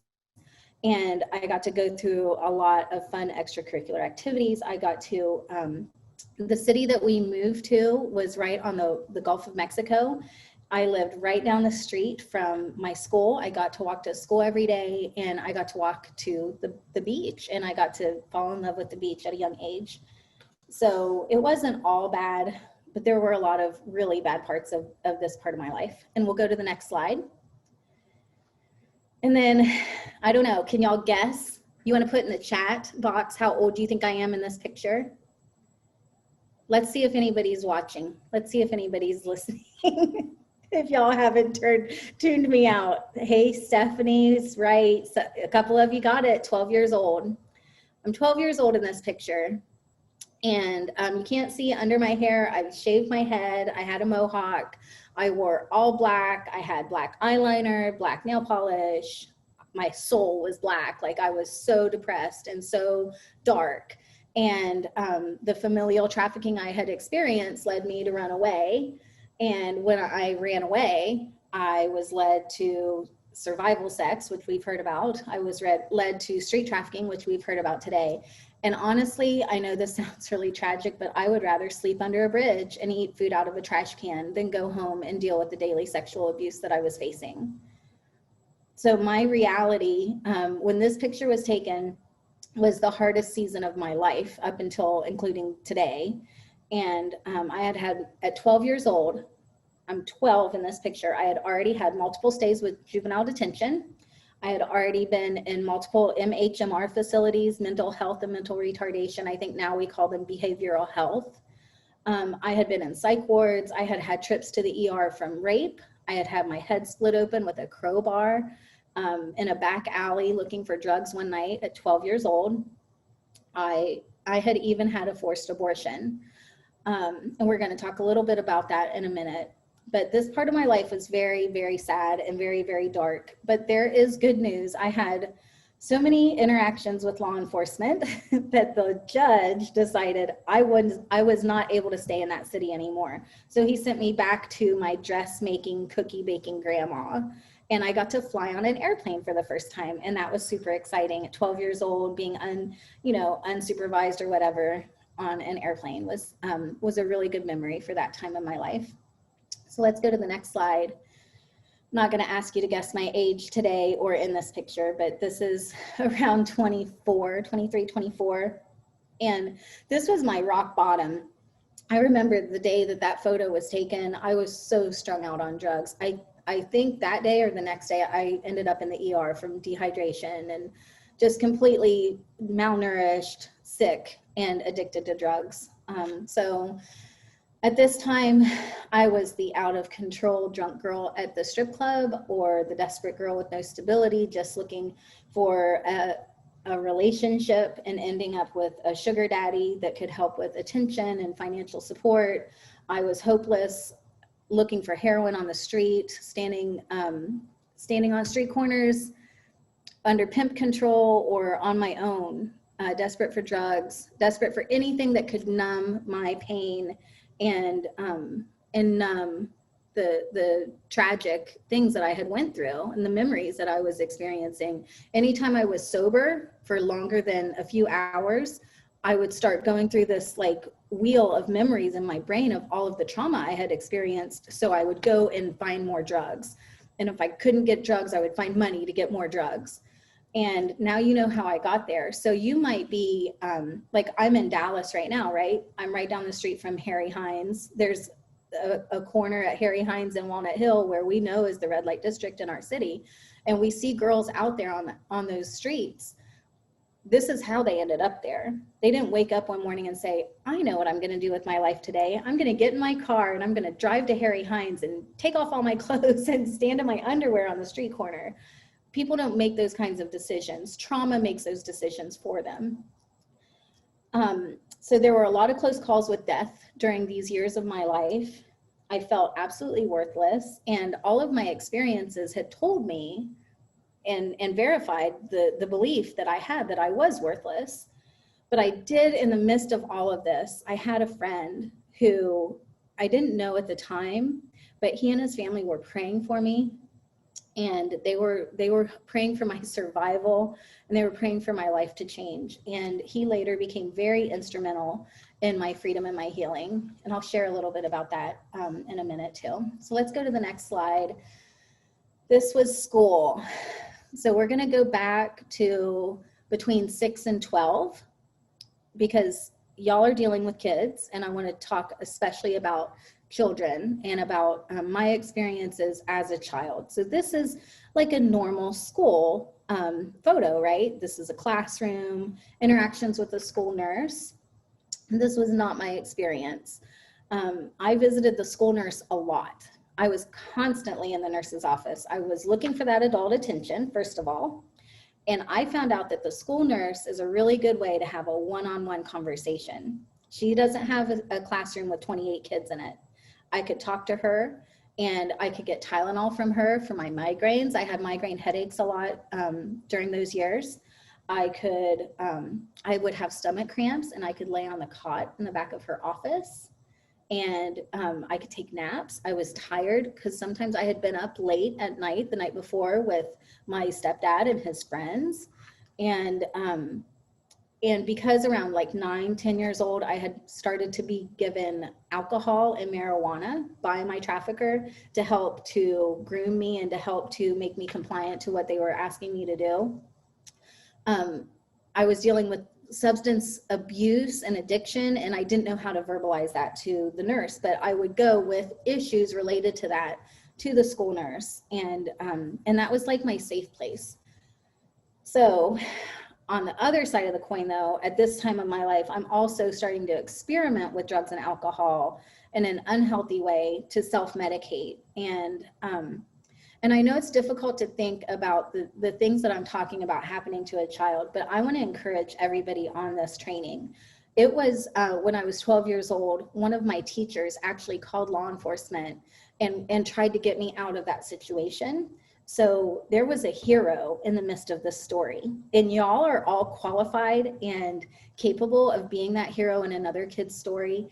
And I had heroes like y'all around me. I just didn't know how to tell them what I needed, and they didn't really know what to look for. So that one teacher was so brave to make that call. But my experience just wasn't, we didn't have a care coordination team. We didn't have a child advocacy center. We didn't have Dr. Grover coming and training on ACEs and training on CSEY and CSE-IT. So at that time, my case fell through the cracks, but we're doing something different now. And I'm so encouraged that y'all are here to learn how to handle this differently. So let's go to the next slide. So again, this to me is what normal would look like. A teenage girl's bedroom, or you know, just a normal kid's room, right? So this was not attainable for me. My normal was anything but normal, and my life was filled with trauma. I did have a pink princess canopy bed, and for whatever reason, my trafficker let that be off limits. That was my safe place, and no abuse ever happened to me in that pink princess canopy bed. So that was kind of a safe place for me. But my life was still spiraling downhill. A lot of my interactions with professionals like y'all were introduced through law enforcement, like when I had been a runaway and I end up in juvenile detention, or I'm in that MHMR setting or a drug rehab setting. So I want you to imagine, like really imagine what life would have been like for me at 12 years old. Why would I be displaying that type of behavior that would put me in that detention center in the first place? And how did I get addicted to drugs to the point where I have to go to drug rehab at 12 years old? How did I get to the cycle where I keep running away, sleeping under bridges, sleeping in baseball field dugouts because I don't want to be at home? But for some reason, because people weren't properly trained, the adults in my life were not properly trained in how to serve me as a victim of trauma, I just kept getting put back into that cycle. They would take me back home and drop me back with my mother. They would put me back into that situation that I was trying to escape. And I was so desperate. I was so naive, right? I'm 12, so I'm totally naive. I have no street smarts. And I'm on the streets and I need food, I need shelter, I need drugs and alcohol. And those things were all made available to me because people took advantage of my naivety, and they took advantage of my experience with trauma.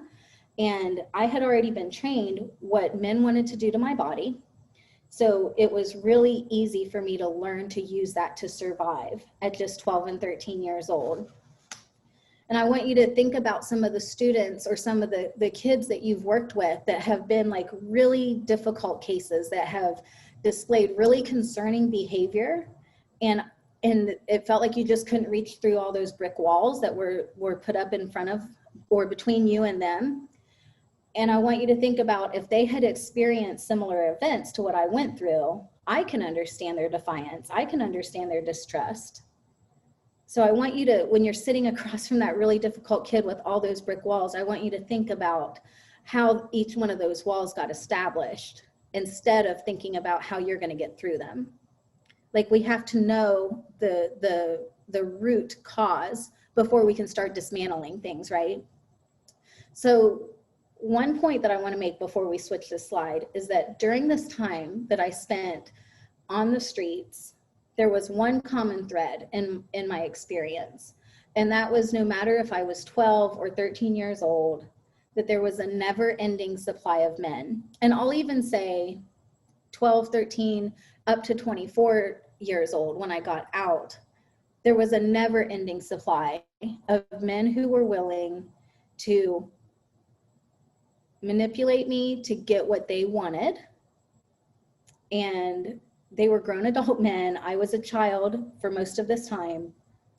And some of these men were people I should have been able to trust. Some of these men were people that I should have been able to go to for help, but I'm getting messages from them that they're willing to victimize me. I'm getting messages from them that they're the ones in the place of power and control, and I'm the one who's vulnerable, and I'm the one who is needy, and they're gonna get what they came for, and all I can do is my part of the bargain. Like, I don't have any power to say no. And how could I ask any of them for help when they're the ones victimizing me? At that time, there were even times when I would lie and I would tell these men that I was 14, because I thought if they knew I was only 12, if they knew I was only 13, that they would take me back to my mom. That instead of giving me a place to stay or buying me drugs or giving me food, that they would take me back to juvenile detention. So I would fib and lie to make myself older. And that never dissuaded any of them. I never had one single person say, oh, I can't do this with you, you're just a child. So you have to think about that when you're dealing with kids that have been in the commercial sex industry, involved in sexual exploitation like this, that how are they going to ask you for help if everybody that they should have been able to trust up until this point has been part of their victimization? Who could I trust? Who could help me? And then there's also the issue of the abortion that I can't even say I had. It's my mother had an abortion performed on me. I didn't even know I was pregnant, but it scarred me, and I'm still experiencing medical issues to this day.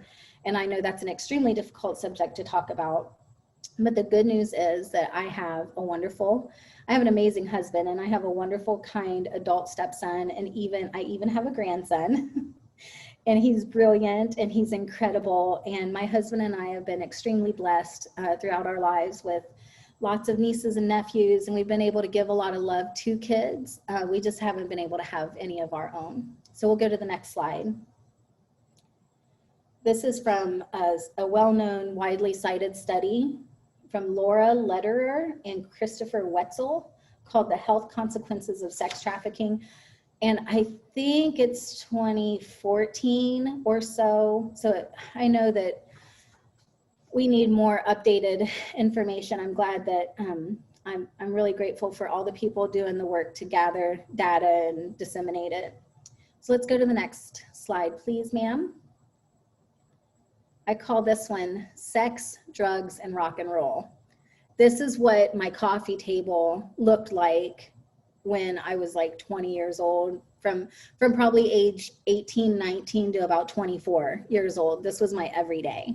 So my life had been out of control. This was my normal. I was hopeless. I was usually homeless. I was always addicted to drugs. And I already had all the training that I had to go through for a trafficker to put me to work for him, right? Or her.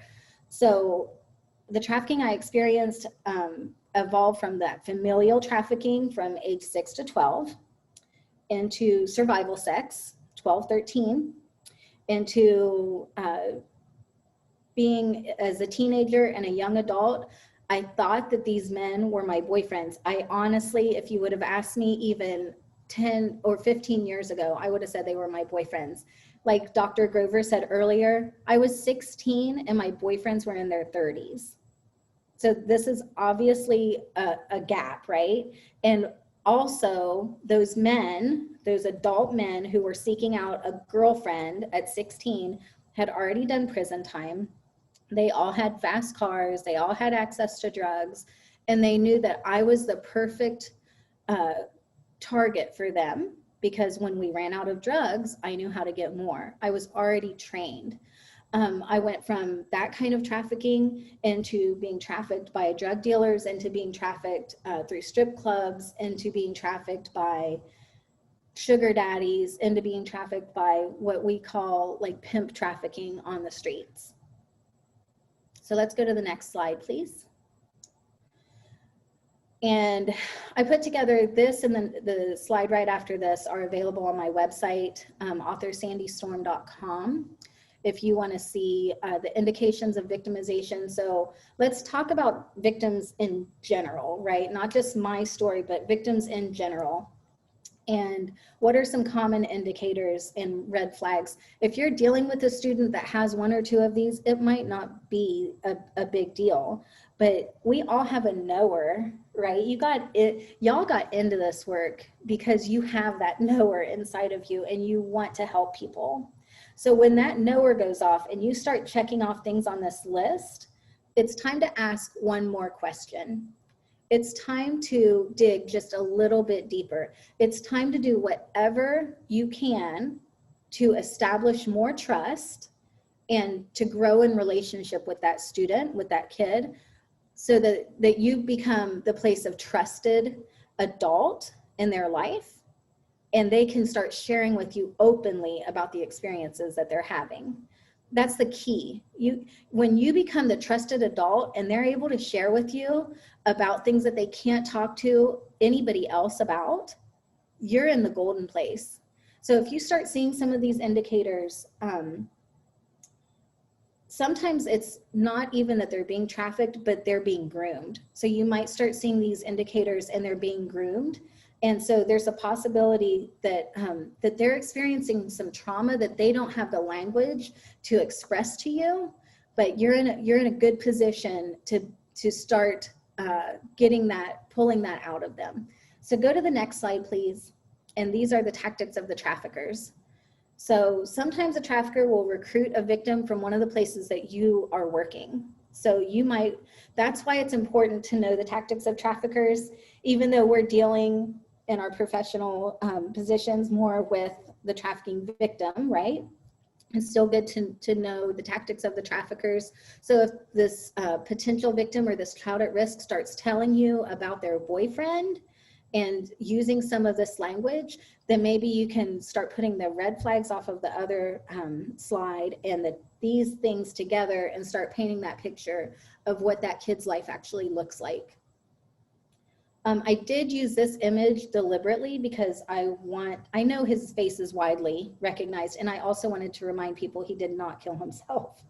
But these slides are available on my website under the Get Equipped tab, and I have other free resources on my website as well, authorSandyStorm.com. So can we go to the next one, please? This is a study from 2013 about who the traffickers are. And oftentimes, as we've heard today, especially with a younger child, the trafficker is going to be an immediate family member. But a lot of the times, the trafficker is somebody that the trafficking victim sees as a romantic partner. So I know for my own personal story, I was trafficked in every piece of this pie by my mother and my stepdad as a child, by every boyfriend I ever had, through my teenage years and my early adulthood, through the strip club owners when I was employed at strip clubs, through people who I thought were friends, or through people that were somehow connected to my family. And then the street controlled or street pimp trafficking that I experienced was strangers to me, but, or the drug traffickers that ended up trafficking me were strangers to me, but I was in such a desperate situation that I didn't even know how to resist. So a lot of the trauma bonds and the manipulation that started in the familial trafficking and with the intimate partners bled into the other situations, because my brain was so poisoned by the trauma that I had experienced as a young child. So let's go to the next slide, please. And this is an actual mugshot of a trafficker. She is a mom who was trafficking her 8-year-old to pedophiles in their community. So I just want you to think about this when you're having a session, or you're working with a kid and their mom is the one bringing them to see you, or in whatever aspect you're working with this family. Sometimes the mom who's taken their kid to doctor's appointments, dropping their kid off for school, taking their kids to the grocery store, that mom could be a trafficker. So I think that's important to keep that in mind. And I want you to imagine if this mom was interacting with you as you work with her child. Now that you've heard about the Denton County Care Coordination Team, you have a clear path. You have a plan of how to respond and how to report. You have something solid, a pathway to get help for that kid and to raise your concerns, right? All right, let's go to the next slide. And why don't they just run away? That's the number one question that I get whenever I present. Why don't trafficking victims just run away? If they're not being handcuffed, if they're not chained to a bed, like what people think in their head trafficking looks like, because we've not done a very good job with some of our social media and some of our images that we've put out to the community in the last decade. And there's been a lot of black eyes, there's been a lot of covered mouths, there's been a lot of chained hands and handcuffs. So since that's not the reality, once people learn that trafficking victims aren't locked in a basement somewhere, they're walking among us, they're going to school right next to your kids, they're sitting in the classroom right next to your kids and they're being trafficked. They're not being held against their will, they're being held with invisible chains. So why don't they just run away? But what we don't realize is guilt and shame are really, really powerful to keep a victim from speaking out and asking for help. Guilt and shame might be a weapon that the trafficker even uses against the victim. So guilt and shame and manipulation are always at play in trafficking. And remember what I said earlier about the long line of people that I should have been able to trust.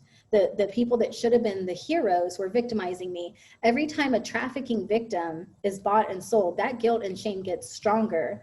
And when we know that rape victims experience severe trauma, one rape is severe trauma that could be like triggering to the point where it completely changes somebody's life and the way they see the world. But a trafficking victim experiences a similar level of trauma, maybe 10 times a day, because they're being forced or they're being coerced to engage in a sexual act that they don't want to do. Even if it looks like it's voluntary, even if it looks like somebody is engaging in the sex trade, if there's an exchange of money, that money is a coercive element. That money is coercing somebody into giving consent. And let's go to the next slide, please. And then there's the issue of our society, right? So why don't victims just run away?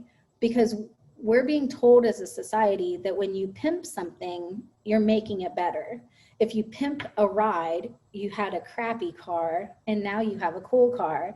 If you pimp your crib, you had a crappy apartment or a crappy house and now you have a cool house. It's better, it's gotten improved when you added the pimp, right?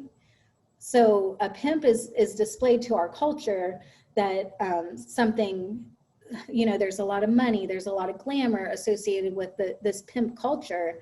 And this is a societal issue. I know that everybody on this call are leaders. We're all leaders, and a lot of us are parents. And we have a real reason to be concerned about the degradation of our society. And we're really facing battles against a societal norm like this. But switch to the next slide, please.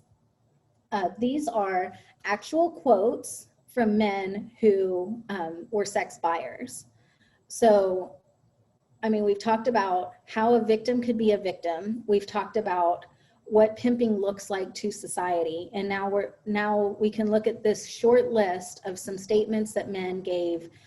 Some of these were off of a study that Dr. Melissa Farley did at prostitutionresearch.com. Dr. Farley's brilliant. She's been in the space for decades, gathering information and putting together studies like this. And some of these are statements from arrest records. But just imagine having an encounter with somebody who had the mentality that you were a single-use purchase. Just imagine having an encounter with somebody who felt like they were entitled to access your body because they didn't have any responsibility, because you were going to act on command. They paid for what they wanted, and they were going to get what they paid for.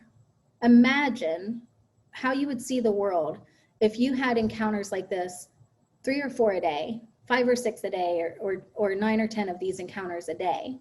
How would you look? What would the lens that you look at society look like?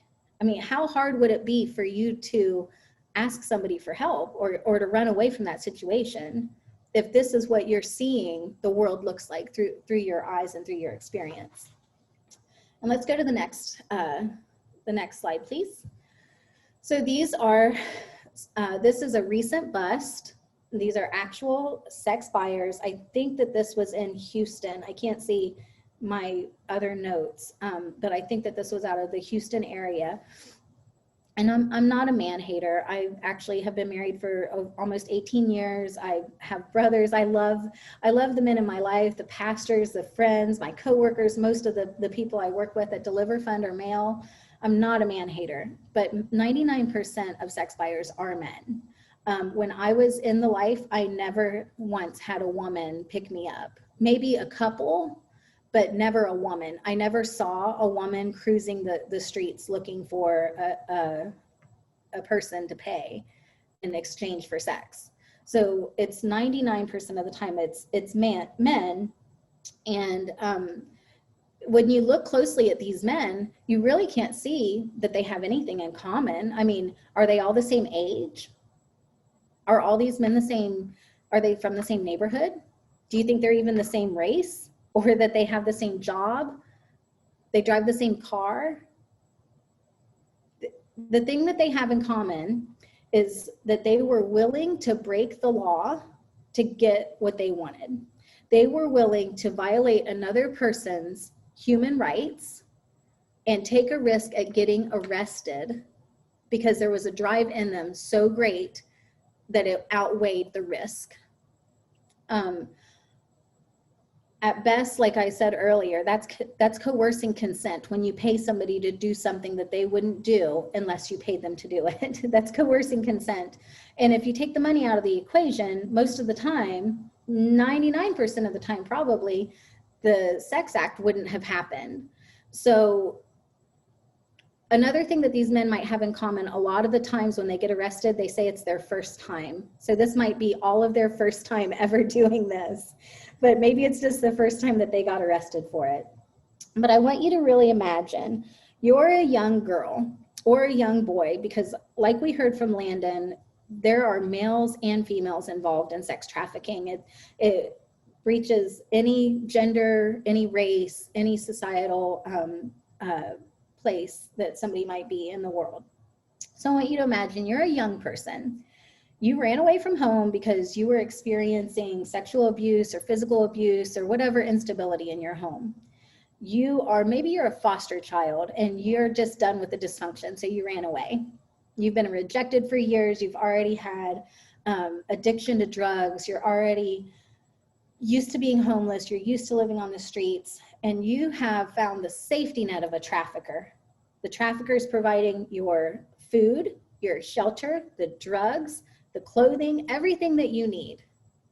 And they say, all you have to do is go to this hotel room and do whatever the person that comes to the door wants you to do, and give them all your money. And they're gonna make sure you don't need anything.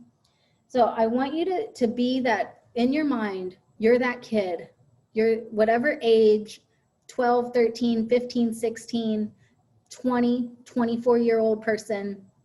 You're that person on the other side of that door. And one of these men, which one of these faces are you excited?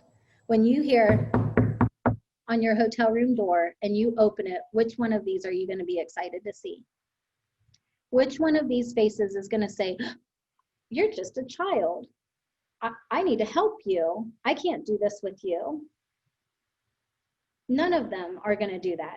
I've never, in all of my years of being trafficked and all of my years of working with trafficking victims, have I ever heard of a buyer saying, I'm not going to do this. You're too young. You're obviously, you don't want to do this. I'm going to help you instead.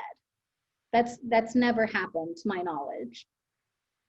So if one of these men, say they're a judge or a cop or a pastor or a coach or a teacher or just a dad from the neighborhood that you should be able to trust and ask for help, and instead they're the ones that are victimizing, then how are you ever going to ask for help? How are you ever going to get out of that situation? I mean, I'm not putting shame on any men or anyone who's listening to this call. I know that y'all all want to be part of the solution, but we have to dig into these deep places if we're going to get out of this dark hole that we're in, and if we're going to stop this horrific crime from affecting our children. We need heroes. We need men who are brave enough to be heroes when they see a woman exploited and not take advantage of her. So let's go to the next slide, please. I got one of those heroes, a real bona fide hero. I found one and he's amazing. He's actually the one I was telling you earlier. He and his mom and his sister-in-law would pray for me. They would have like prayer calls and they would pray for me to get help, and they would pray for me to get off the streets. And he never gave up on me. And we've been married for almost 18 years now, and he is an amazing, amazing man. He has been completely instrumental in my healing and in building the life that I have today. I'm so grateful to God and grateful to him for everything that he's done for me. And he's like my Hosea. So if you don't know the story of Hosea, look it up. There was a man named Hosea, and he had a wife named Gomer. I'll say that my husband is my Hosea before I'll say I'm a Gomer, because that just doesn't sound like a cool name for a chick, right? But I found hope and healing. I was in a dark, hopeless reality, and now that's just a memory. And after being free for many, many years, I started sharing my story, and I want to teach the truth of what this really looks like to people like y'all. This picture was taken on my 40th birthday. So, you know, I'm at least 40, right? And that night it was a Wednesday night, I got to share at my church about my testimony. So imagine being a slave and at 40 years getting to share a story of hope. If that's not biblical, I don't know what is. But it's just an honor. It really is an honor. And I don't take it lightly to be able to address groups like this and to help y'all to become part of the solution to ending human trafficking. You are part of the solution. So you can go to the next slide. As was mentioned in my bio, I've written several books. Dr. Grover actually endorsed one of the books. So if you get Becoming Navi, her name is on the back cover. And it's a trilogy. So all three books go together. Becoming Navi is more about child trafficking. Hello Navi is more like the middle of the story, and Goodbye Navi touches on the commercial sex industry in strip clubs, but they're allegorical memoirs. So it's not like the stuff that I regurgitated today. It's not like telling facts of what happened. That's more like a documentary. These are more like watching a movie based on true events. So there's character development and allegorical feel to them. So it's more like watching a movie than reading a memoir. And you can get those books on my website or on the Deliver Fund website. If you want to go to the next slide, please. So as we mentioned earlier, I've been in the justice movement for over a decade, since 2009. I've done a lot of different things. I've worn a lot of hats in this work.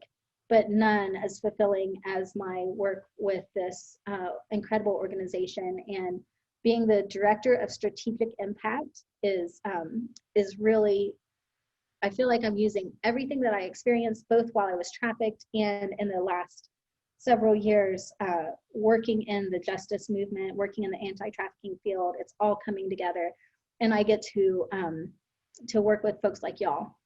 So I don't know if you know a lot about Deliver Fund, but my team was actually instrumental in bringing down Backpage.com, and Backpage at the time was the #1 resource for trafficking victims to be sold online.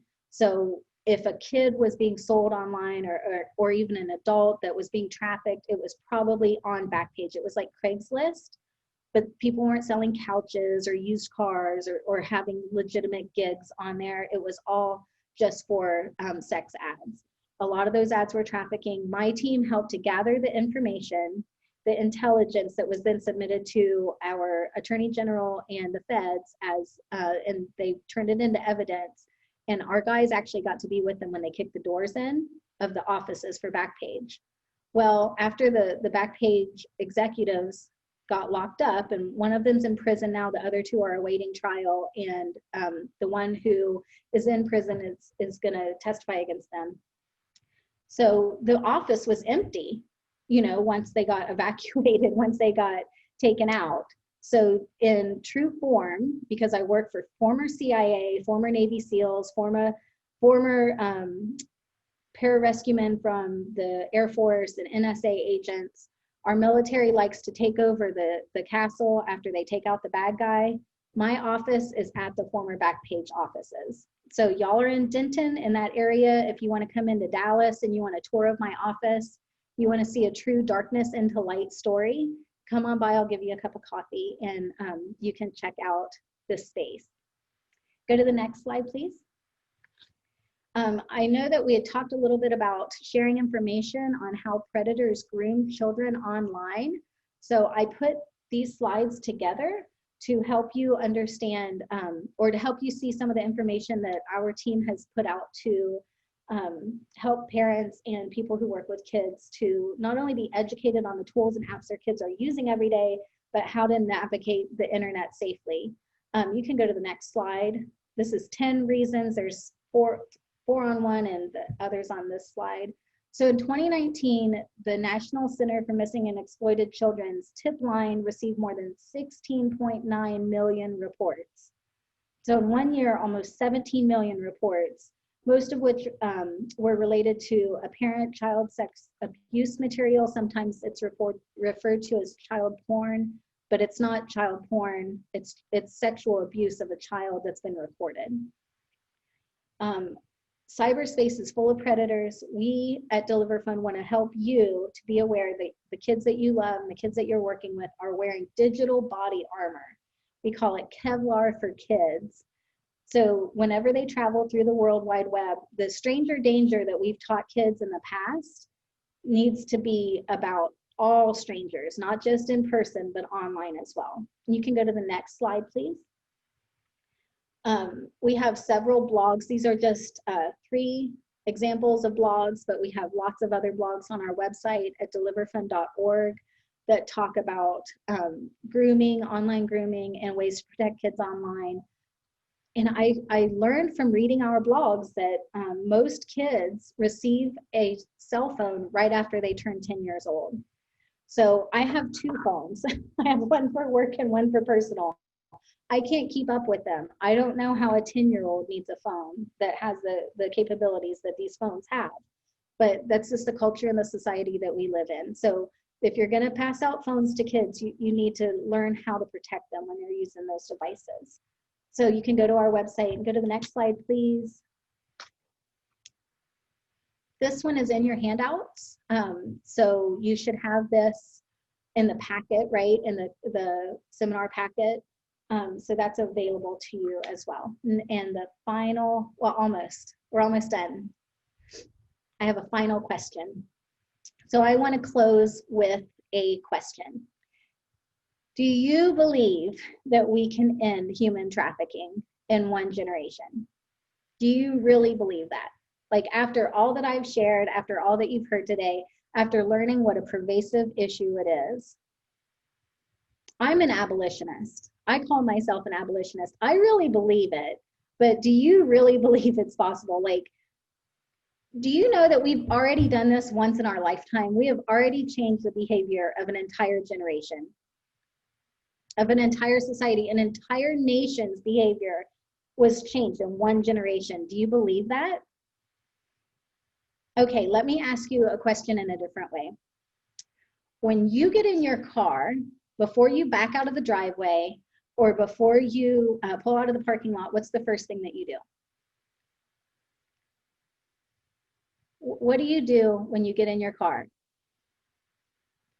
Seatbelt. Go to the next slide. You put on your seatbelt. But have you always put on your seatbelt? Have you always worn that seatbelt? I don't think so. I think that we had to be taught that we had to wear our seatbelt, didn't we? We had to have a public awareness campaign that had two very simple messages. Number one, buckle up for, remember the billboards, buckle up for safety. We love you. We don't want you to go through your windshield and have your brain splattered all over the street. We want you to come home safe to your family, right? Buckle up for safety. But on the other billboard, on the other side of the highway, it said click it or ticket. If you don't do it, you're going to get in trouble. The fear of punishment sometimes motivates people more than the promise of safety. So click it or ticket. We're going to hold you accountable. If you don't wear your seatbelt, you have to deal with a police officer. And that's not what anybody wants to do unless you're me and you want to train an entire room full of police officers of how to recognize trafficking, right? But I definitely don't want to get pulled over and have to talk to a cop about not wearing my seatbelt. If you don't wear your seatbelt, you're going to get points on your license. If you don't wear your seatbelt, you're going to get your insurance rates are going to go up. And nobody wants to deal with all of these things. So we just mindlessly put it on. We don't even think about it anymore. So if we can buckle up for safety, if we can click it or ticket, and if we can change the behavior of an entire nation in one generation over a seatbelt, I think that we can do it for this. I think that the kids are worth it, right? I want you to hear me. There are children being sold for sex on the streets of the communities that you live in. That is not acceptable. Those children are worth it for us to do the hard work to change the culture. Those children are worth it for us to change our behaviors, to reject that pimp culture that we talked about earlier. Those children are worth it to sit through difficult presentations like this, to have those difficult and uncomfortable conversations. They're worth it to sharpen our skills so that we can reach them before the traffickers do, when they're still vulnerable, before they get victimized. Those children are worth putting our time, our money, our resources, and our efforts towards providing solutions. You could be the hero for one of those kids. Like, you could be the person that changes their reality. You could be the one that answers their prayers, that gives them hope, that helps them stay free or get free. So I want to encourage you. I want to thank you. If you go to the next slide, I want to thank you for giving me your time and your attention. I appreciate your comments in the text thread. And I want to ask you, if this presentation has educated, inspired, and empowered you like I promised to, if you connect with me on LinkedIn, if you would put like a review or a little recommendation on LinkedIn, that would be great. You can follow my social media, follow us on Deliver Fund. If you have other groups that need education like this, please, you have my contact information, please get a hold of me. And it's an honor, it really is an honor to be here with you today. Thank you to Cook Children's, to Watch, and to everybody that came on to this presentation. I really appreciate you. And I think that we can do questions and answers. I think we have a couple more minutes. So God bless you. Thank you so much. Let me see if there's questions in my thread here.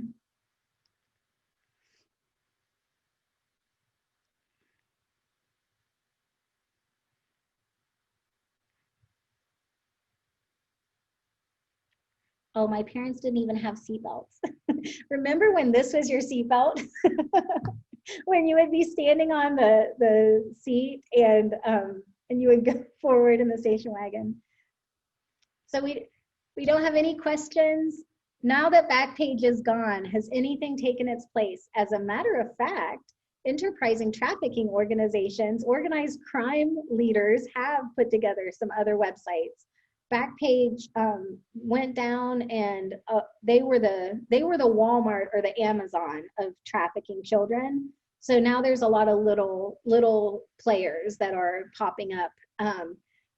Sometimes for law enforcement, it was better for them to have a Backpage because they could just go to one source, find the information that they needed and build their case. But that's why we exist at Deliver Fund. So what we do is we have built technology that takes the data off of all of these other websites. I think there's, don't quote me on this, I'm not in the technology department at Deliver Fund, but I think that there are 24 different websites that we pull information from constantly, all day, every day, 24/7, and funnel into resources for law enforcement so that they can effectively build cases without going to each of those websites individually.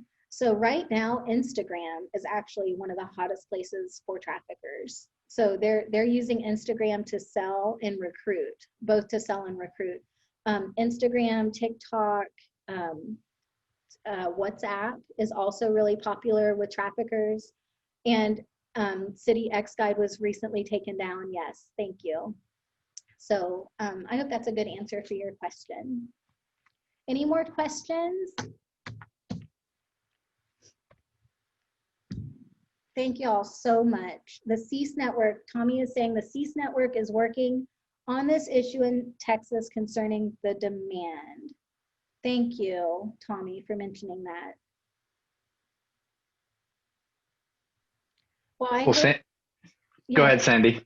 I hope that this was informative. I hope that that we can connect professionally on LinkedIn, personally on social media. Go to our website, follow us, and connect. Let's keep this momentum. Y'all are excited. Let's keep it going. All right, it's Friday. I know it'd be real easy to just clock in on Monday morning and get back to work as usual. But let's keep this going, and let's network and see how we can do more to provide solutions. Sandy, thank you so much for sharing your story, for being vulnerable with us and sharing your experience and your expertise. I know that was incredibly informative for me. And so just thank you so much for joining us and sharing with us. I do have just a couple of announcements before we wrap up today's workshop. This morning, we mentioned an online evaluation for today's event. So before leaving today, please take a moment to complete an evaluation by visiting the link that will be added to the chat box shortly. Please make note of the email that you use when filling out the evaluation. When you submit your completed evaluation, a CEU certificate will be sent to the email address that you entered so you can access and print it later. We'll take your feedback seriously and use it to help plan the topics, speakers, themes, and format of our future workshops. We ask that you take a moment to complete the evaluation now.